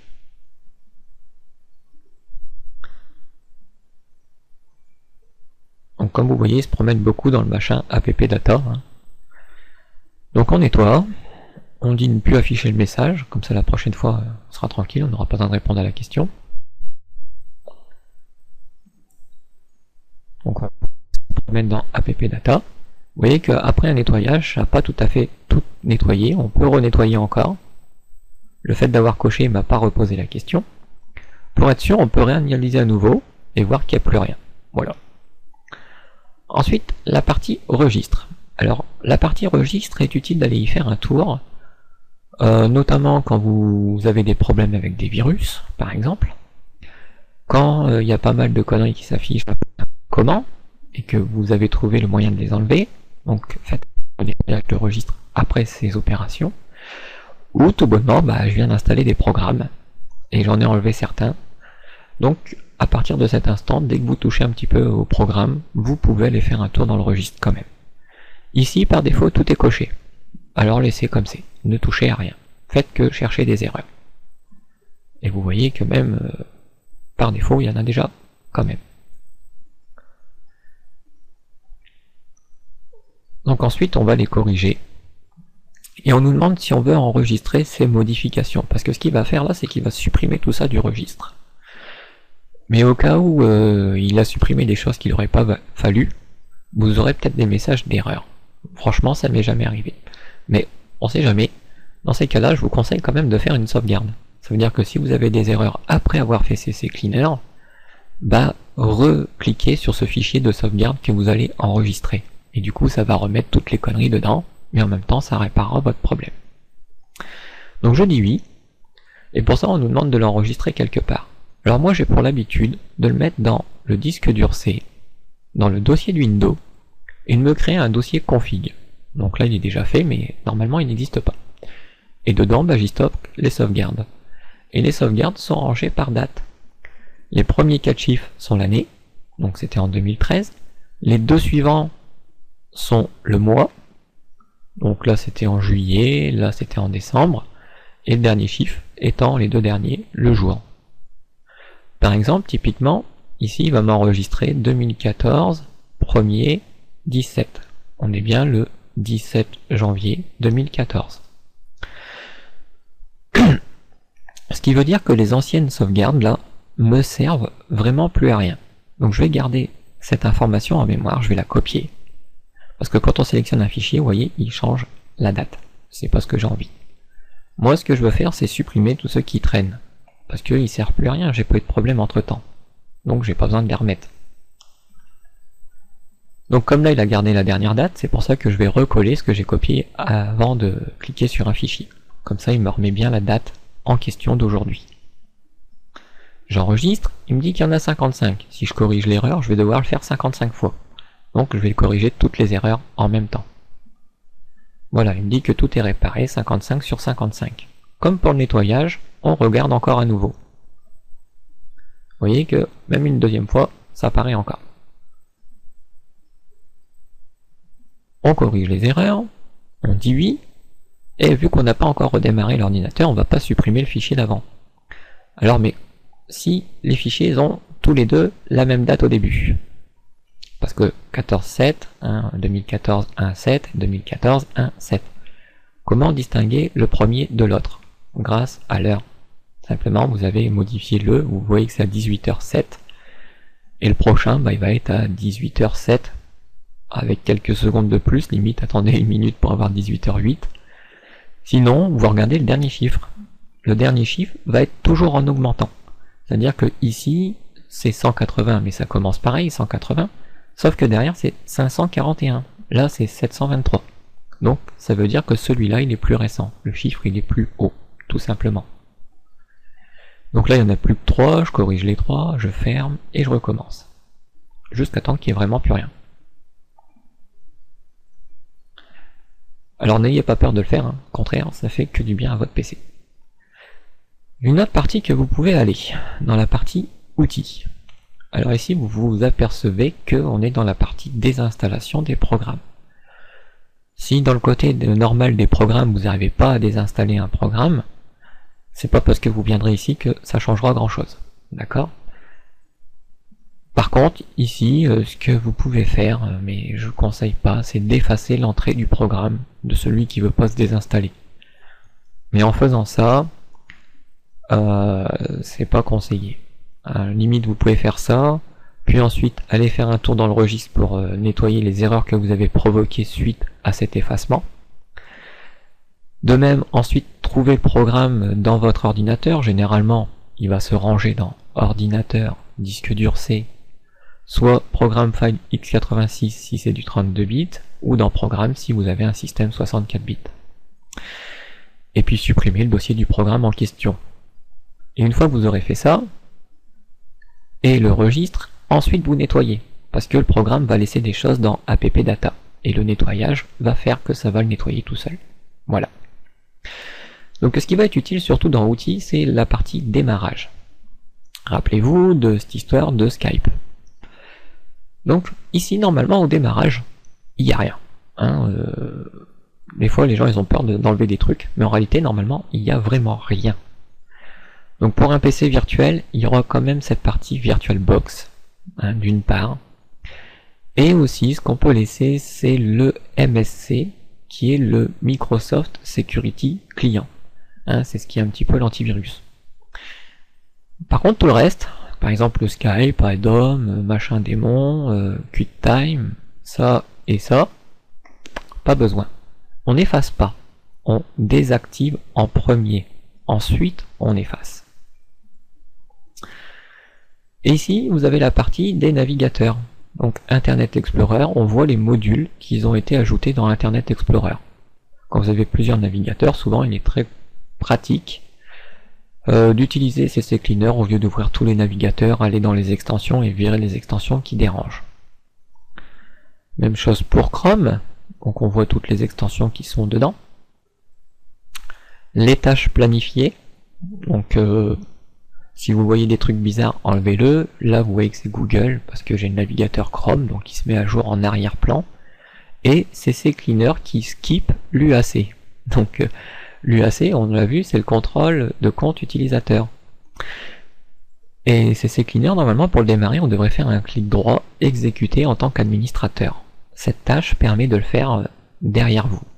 Donc quand on désactive nous-mêmes l'UAC, on peut l'ouvrir directement depuis la corbeille comme je l'ai fait, il n'y a pas de souci. Menu contextuel, donc c'est le menu, quand vous faites un clic droit ici, vous avez un menu, et en fonction de ce que vous cliquez et de ce que vous avez sélectionné, des options vont apparaître dans votre menu. Si vous voulez en enlever certaines, vous pouvez l'enlever d'ici, quoi, on va dire. Après, c'est tout ce que je conseille d'utiliser. Hein. Donc, nettoyage une fois par semaine si vous utilisez souvent, une fois par mois si vous l'utilisez de temps en temps. Le registre, dès que vous commencez à installer pas mal de programmes ou vous en enlevez certains, je vous conseille de faire un petit tour et de nettoyer tout ça. Et pour les outils, donc si votre PC démarre plein de choses au démarrage et que ça vous ennuie, venez faire un tour dans outils démarrage et enlevez tout ce qui sert vraiment à rien. Je vous rappelle que même ça, c'est pas obligatoire que je le laisse. Je pourrais l'enlever, ça n'empêcherait pas le démarrage de mon PC. D'accord? Tout ce qui est important au PC n'est pas là-dedans. Donc n'ayez pas peur de supprimer des choses, au contraire. Bon, une fois ceci fait, je peux vider la corbeille pour dire d'enlever ce qui reste. Le Skype, lui aussi, je peux le quitter. Et à nouveau, pour tester le bon fonctionnement de l'ordinateur, je pourrais faire un redémarrage.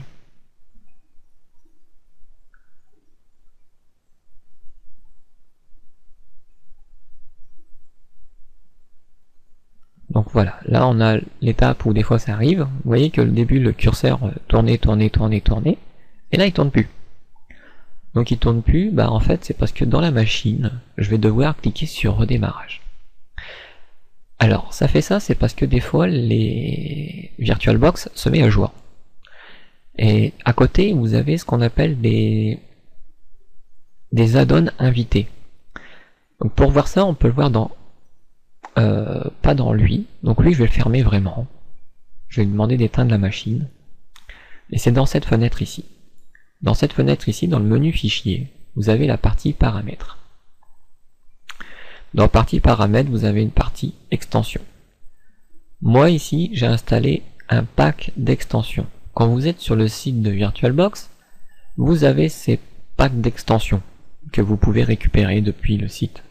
Une fois que vous l'avez récupéré une fois, après quand vous mettez à jour VirtualBox, VirtualBox va vous mettre à jour automatiquement votre pack d'extensions. Ce pack est totalement gratuit et il permet d'éviter des bugs parfois sur votre machine virtuelle.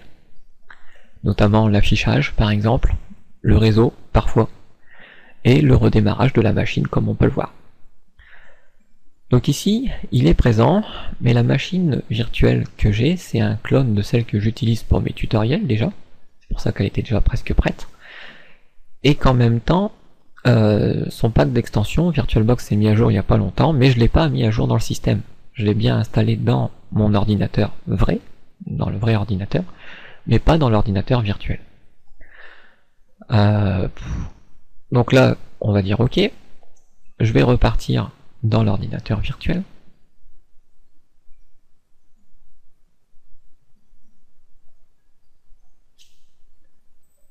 Donc au travers de l'ordinateur virtuel, je vais vous faire voir comment on va chercher le pack, mais le pack vous le faites depuis votre PC réel. Vous le faites pas dans l'ordi virtuel, vous allez voir comment on l'installe dedans.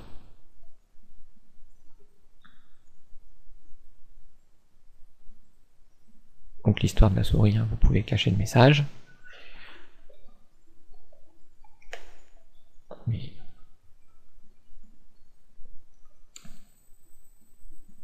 hop. Donc et là, magie, plus de Skype qui démarre en même temps, et pas d'autres trucs qui démarrent en même temps si vous en avez enlevé plein. Et vous avez vu que votre PC est déjà réactif dès le début. Ça c'est grâce à CC Cleaner. Donc comme je disais, voilà, dans Google, ou n'importe lequel,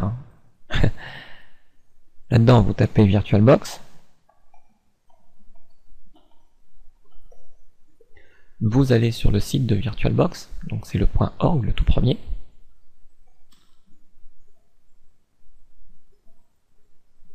Donc vous allez dans la partie Download, téléchargement donc, et ici selon votre système, vous allez télécharger la dernière version de VirtualBox.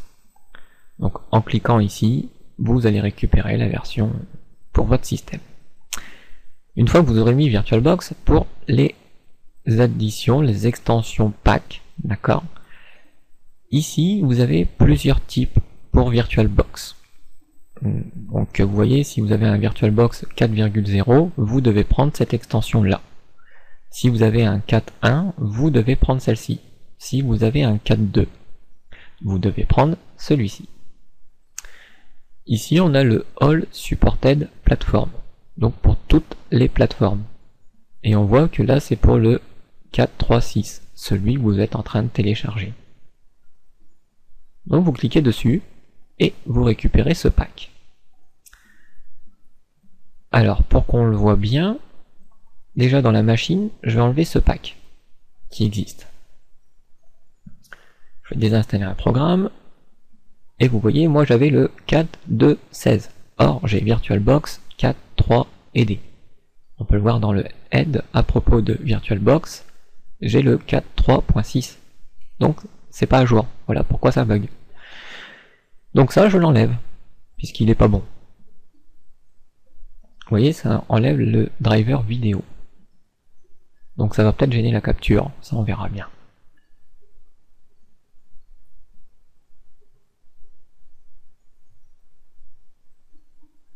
Voilà, donc il me demande si je veux redémarrer. Moi, je vais lui dire pas tout de suite. Hop, et ça c'est réglé. L'extension est téléchargée. Donc comme c'est téléchargé, c'est dans le dossier téléchargement. Ici, j'ai les deux téléchargements précédents. Je peux les supprimer, ça me sert à rien de les garder. Si je veux les récupérer, je retourne là où j'étais. Et ça, je vous ai dit, ça s'installe pas dans la machine, mais ça s'installe dans votre PC qui contient VirtualBox. Le fait qu'on avait mis normalement le copier-coller, voire le glisser-déposer, je vais pouvoir le déposer dans ma machine. Donc là, je vois que je peux pas.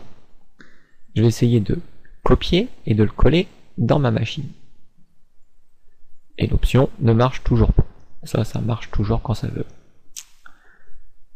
Pourtant, on l'a mis bidirectionnel, mais on va dire invité vers hôte. Donc l'invité, c'est le PC virtuel, l'hôte, c'est votre PC à vous.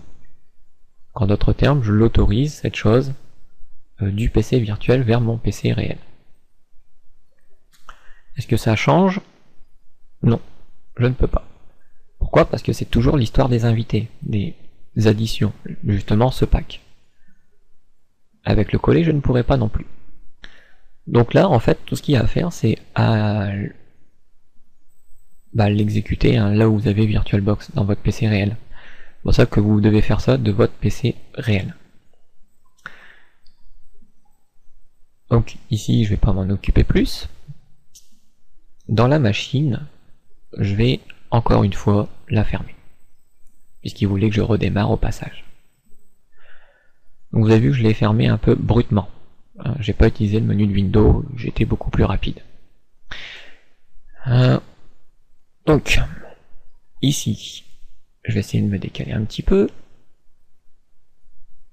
Je vais ouvrir mon propre navigateur. Et je vais aller chercher VirtualBox.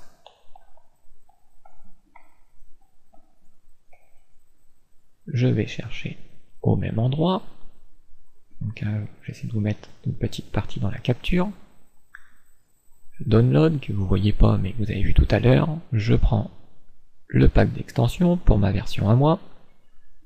Et ça me le retélécharge. D'ailleurs on voit qu'il connaît VirtualBox puisque là on a une icône de couleur. Ce qui n'était pas le cas dans le PC virtuel. Voilà, donc ça c'est fait. Donc pour vous le faire voir, il est là.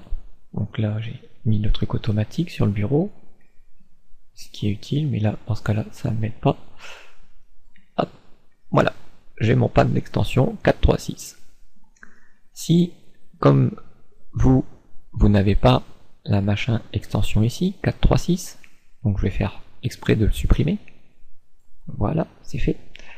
Tout ce que vous avez à faire, c'est vous double-cliquer sur ce fichier. Et hop, il va vous demander de l'installer tout seul. Vous dites oui, vous lisez si vous comprenez, et vous acceptez.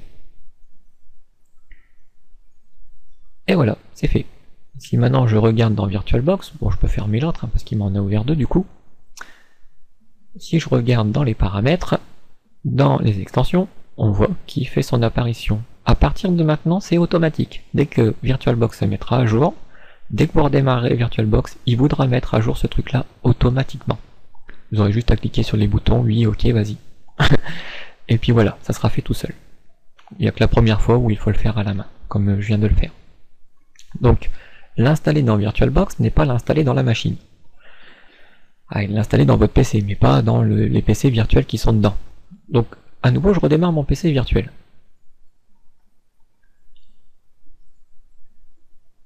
Comme j'ai quitté rapidement la dernière fois, hein, voilà pourquoi j'ai ce message. C'est pour ça qu'il ne faut pas trop le quitter souvent comme ça. Parce que des fois vous avez ce message, mais des fois c'est pire. Surtout s'il se mettait à jour au même moment, quoi.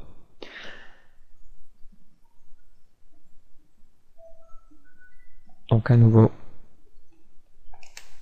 je rentre dedans.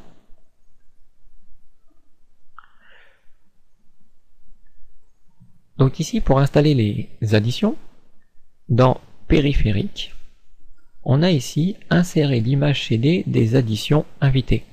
Et ben on va cliquer là-dessus. Et voilà, automatiquement il s'est chargé dans un espèce de lecteur virtuel et il nous demande de l'exécuter. Chose que je vais dire oui. Je vais faire suivant.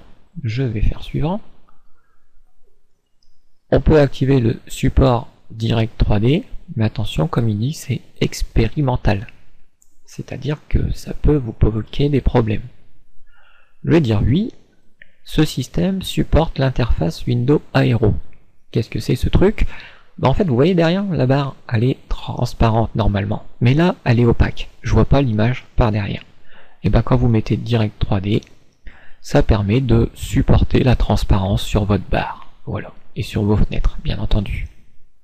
Mais attention, c'est expérimental. Hein, des fois, ça provoque des bugs. Donc, je dis OK, OK, et il n'a pas voulu le cocher. Donc, je dis oui. Windows ne fonctionne pas en mode sans échec. De ce fait, il ne peut pas être installé. Bon, bah, on fait ce qu'il dit. De toute façon, on a vu, ça peut provoquer des bugs. Repérons toujours la barre. Est-ce que sans l'installer, la barre va quand même changer de couleur? Ben, on va voir.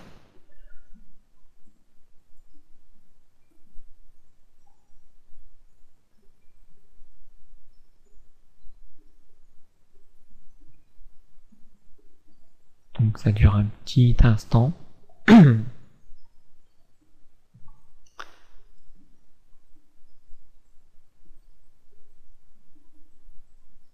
Voilà, donc là il est en train d'installer le driver vidéo. Donc l'écran il va faire un peu bizarre pendant quelques instants.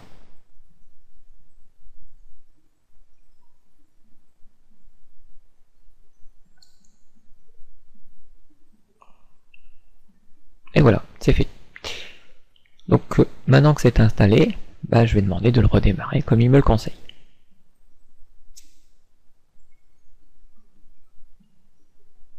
Déjà on devrait constater que l'arrêt devrait fonctionner presque normalement. Donc pour l'instant on va le faire un redémarrage directement par ici. Donc vous voyez que le redémarrer au moment où il a bloqué, c'est pas comme si vous redémarrez alors que l'ordinateur était démarré. Là, on n'a pas le message d'erreur au début en me disant est-ce que je veux continuer à démarrer Windows.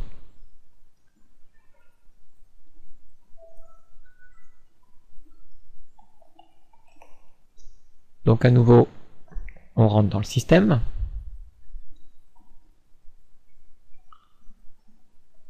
Et on voit qu'en bas, la barre n'est pas devenue transparente. Donc ça veut dire qu'il ne supporte pas Aero. Pour essayer de le faire supporter Aero, donc on va devoir recommencer l'étape. C'est-à-dire qu'on reprend les additions et on les enlève.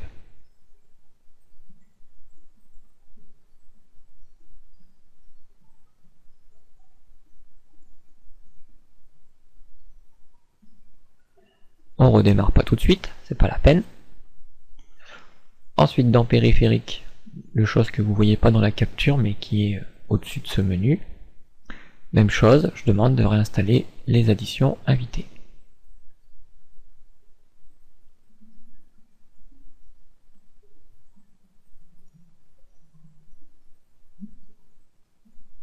Donc quand il comprend pas vraiment comme ça, vous pouvez aller dans le menu démarrer, ordinateur, et le CD c'est installé là-dedans. Donc vous double-cliquez dessus, et hop, ça redéclenche une installation.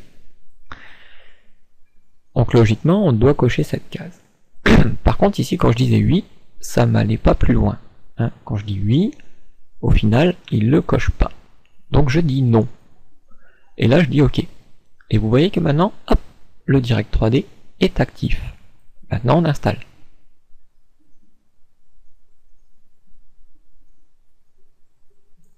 Alors par contre, quand vous faites ça et que si votre écran délire un peu trop souvent, bah refaites la même chose, désinstallez les add-ons, mais ne cochez pas le Direct 3D puisque c'est ça qui vous fait bugger votre écran.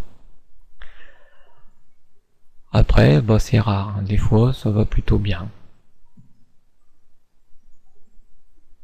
Après sur XP c'est pas la peine de vouloir le mettre. Je vous le dis d'avance, il n'y a pas d'aéro sur XP. Et sur Windows 8, je sais pas. Je suis pas sûr.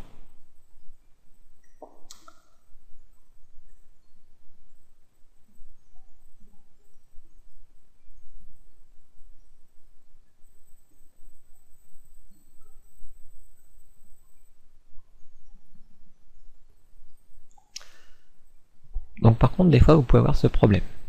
Donc il est sur des erreurs, comme on peut le voir. Le problème là, c'est parce qu'il me dit que le service spécifié a été marqué pour suppression.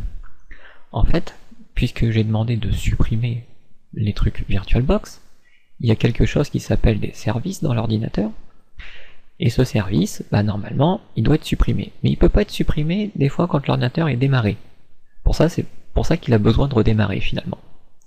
Donc là, je pourrais vraiment pas aller plus loin, si ce n'est que perdre mon temps. Donc je vais annuler, et puis bah, je vais faire ce qu'il veut que je fasse, hein, c'est-à-dire redémarrer. Donc je vais vous éviter tout le redémarrage. Donc voilà ce que vous pouvez avoir aussi quand on n'a pas les additions invitées. C'est-à-dire que quand vous redimensionnez un petit peu votre vidéo, il a tendance à pas vouloir la redimensionner. Donc ça c'est aussi une des choses que vous pouvez rencontrer à cause des packs que vous n'avez pas installés. Donc je recommence l'histoire de ce pack. Je le mets, s'il ne se déclenche pas, je vais le chercher pour aller plus vite. Et on l'exécute. On prend Direct 3D, on dit non. On dit OK, et c'est bon.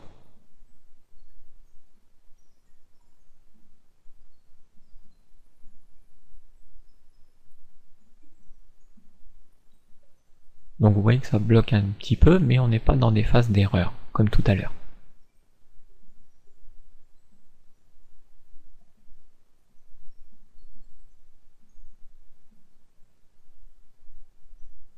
Et vous voyez que là on installe le VDDM Video Driver pour Windows Vista et Windows 7.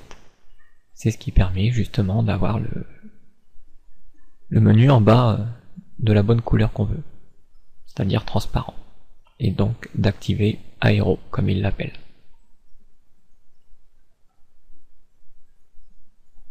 Et voilà. Bah, on conseille de redémarrer.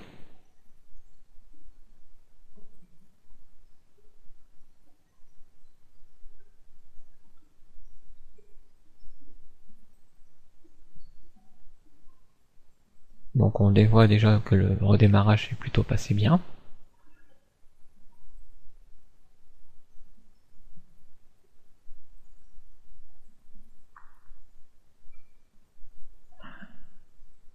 Donc l'histoire de l'intégration, ça c'est un réglage quelque part qu'il faut aller trouver. Vous voyez que mon écran est revenu à sa taille de capture d'origine. Il a retrouvé un petit peu la mémoire là-dessus. Alors pourquoi maintenant la barre elle est toujours pas transparente? Bah là il va falloir activer Aero. Alors pour activer Aero, vous allez dans le menu ordinateur, vous faites un clic droit, propriété. Et vous allez déclencher l'indice de performance. Cliquez dessus et vous actualisez votre note. Vous voyez qu'on nous parle de Direct 3D et d'Aero.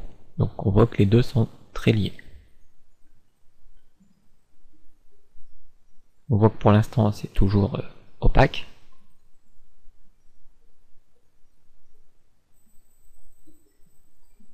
Alors ça des fois ça va vite, des fois c'est vachement long.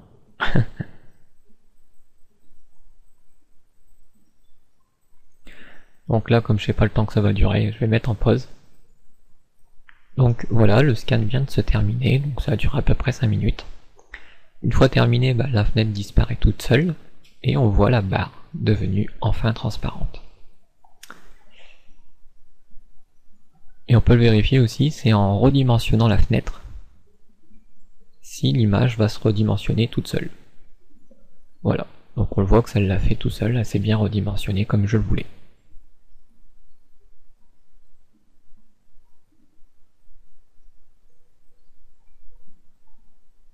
Hop, les trucs bizarres que vous pouvez voir des fois. Donc, cette partie que je qualifierais, on va dire, de préparation au système d'exploitation, bien sûr après qu'il y ait eu installation de celui-ci. Mais bon, là, si j'aurais expliqué ça, ça aurait été long et tout, donc j'ai préféré pas le faire. Il y a des vidéos qui traînent sur ma chaîne, vous pouvez voir ça. Hein, c'est assez bête à faire, donc bon. La prochaine vidéo de trucs et astuces que je vais utiliser, c'est quand je parle des formations sur la programmation web. Donc j'utilise un environnement de développement. Donc là c'est plutôt l'environnement du poste utilisateur, c'est comment je configure mon environnement, mon système, en tant qu'utilisateur du système. Donc j'aime bien avoir un menu accessible, dans ce que j'ai besoin d'accéder assez souvent, d'enlever les choses superflues, d'avoir une liste de mes programmes bien rangée. D'ailleurs ça, hop, on peut le dégager, ça sert à rien. Hein. C'est juste un raccourci vers quelque chose que ça vous sert pas d'y aller. J'aime bien avoir justement un menu bien rangé comme il faut. Donc ça, le menu, c'est quelque chose que vous rangez assez souvent. Hein. Vous installez un programme, automatiquement, ça va commencer à foutre le bordel. Donc après, vous pouvez le faire tous les 2 ou 3 ou 4 programmes. Hein. Vous n'êtes pas obligé de le ranger tout le temps, mais plus vous le rangez souvent, et moins c'est chiant à faire, quoi, on va dire. De même qu'au niveau du contrôle de compte utilisateur, je dégage cette histoire de UAC. Donc cela m'aide beaucoup, donc pour déplacer les fichiers, d'accord, qui m'évite de poser des questions. Quand je veux installer un programme, j'ai pas une demande de confirmation si je veux vraiment installer ce programme. Si je l'installe, c'est parce que je sais ce que je fais quand même. Ensuite, pour les lignes de commande, parfois on utilise des lignes de commande, et si vous n'êtes pas administrateur, vous êtes obligé de faire ce truc bizarre, et de cliquer sur l'élément, mais là si je clique, ça me l'ouvre tout seul. Il me dit administrateur, mais c'est faux. En réalité, je suis pas vraiment un administrateur. Il faudrait que je fasse un clic droit, que sur commande prompt je refasse un clic droit, et que je demande d'exécuter en tant qu'administrateur. On croit que c'est la même chose, mais c'est pas vraiment la même chose. Et de plus, ce genre de commande, ça vous aide, c'est par exemple si vous êtes dans un dossier, n'importe lequel, imaginons qu'on est dans la musique, et que je veux ouvrir une invite de commande ici, avec le chemin qui serait là-haut. Mais là-haut, on me donne pas le chemin, parce que je suis dans une bibliothèque. En réalité, je suis dans le dossier musique, de mon dossier d'utilisateur. D'ailleurs, chose que j'aime bien souvent avoir, c'est dans mes favoris, le dossier de moi. Donc pour avoir mon dossier, je peux aller dans le système, aller dans utilisateur, et prendre mon nom, et venir le glisser, comme je le fais, dans les favoris. Ainsi, quand je suis par exemple sur mon ordinateur, je peux cliquer sur tutoriel, et avoir tous mes dossiers. La musique qui était dans musique se trouve dans mon dossier ma musique. Donc qu'est-ce qu'il y a dans ma musique aussi? Échantillon de musique. Ce échantillon de musique est dans la partie publique. Si je déplie musique, il y a ma musique, mon dossier à moi où il n'y a que cette musique, et musique publique qui a les échantillons de musique. Pourquoi musique publique? Vous pouvez avoir plusieurs utilisateurs dans votre ordinateur. Tous les éléments qui sont mis dans musique publique, chacun des utilisateurs peut y avoir accès. C'est vous partagez des documents entre vous sur votre ordinateur. Alors que ma musique, il n'y a que vous qui pouvez y accéder. Et tous les administrateurs du système. Il suffit d'être administrateur, on a le droit d'aller partout. Donc, comme je vous disais, si je veux ouvrir une invite de commande à cet endroit, j'utilise la touche verrouillage, pas verrouillage majuscule, mais la touche majuscule. une grosse flèche qui pointe vers le haut, pas les petites flèches où il y en a 4. En général, elle se trouve au-dessus de contrôle, en dessous de majuscule verrouillée. D'accord, le petit cadenas quoi. Donc sur cette touche, il faut rester appuyé. Et puis faire un clic droit. Hop. Là, je le vois pas, donc je recommence. Et là, il n'a pas envie. Parce que je suis dans une histoire de bibliothèque.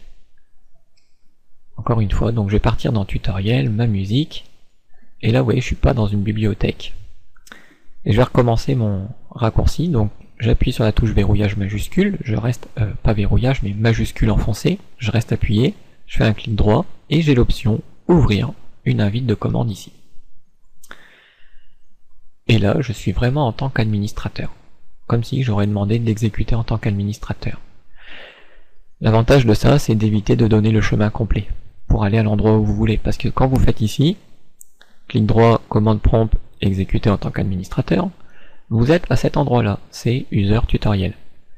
Mais si vous voulez dans vos musiques, il va falloir vous balader dans votre disque dur avec les commandes. Alors que si vous êtes directement dans votre dossier, avec la touche verrouillage majuscule enfoncé, clic droit, ouvrir une fenêtre de commande, on voit qu'on est directement dans le dossier musique.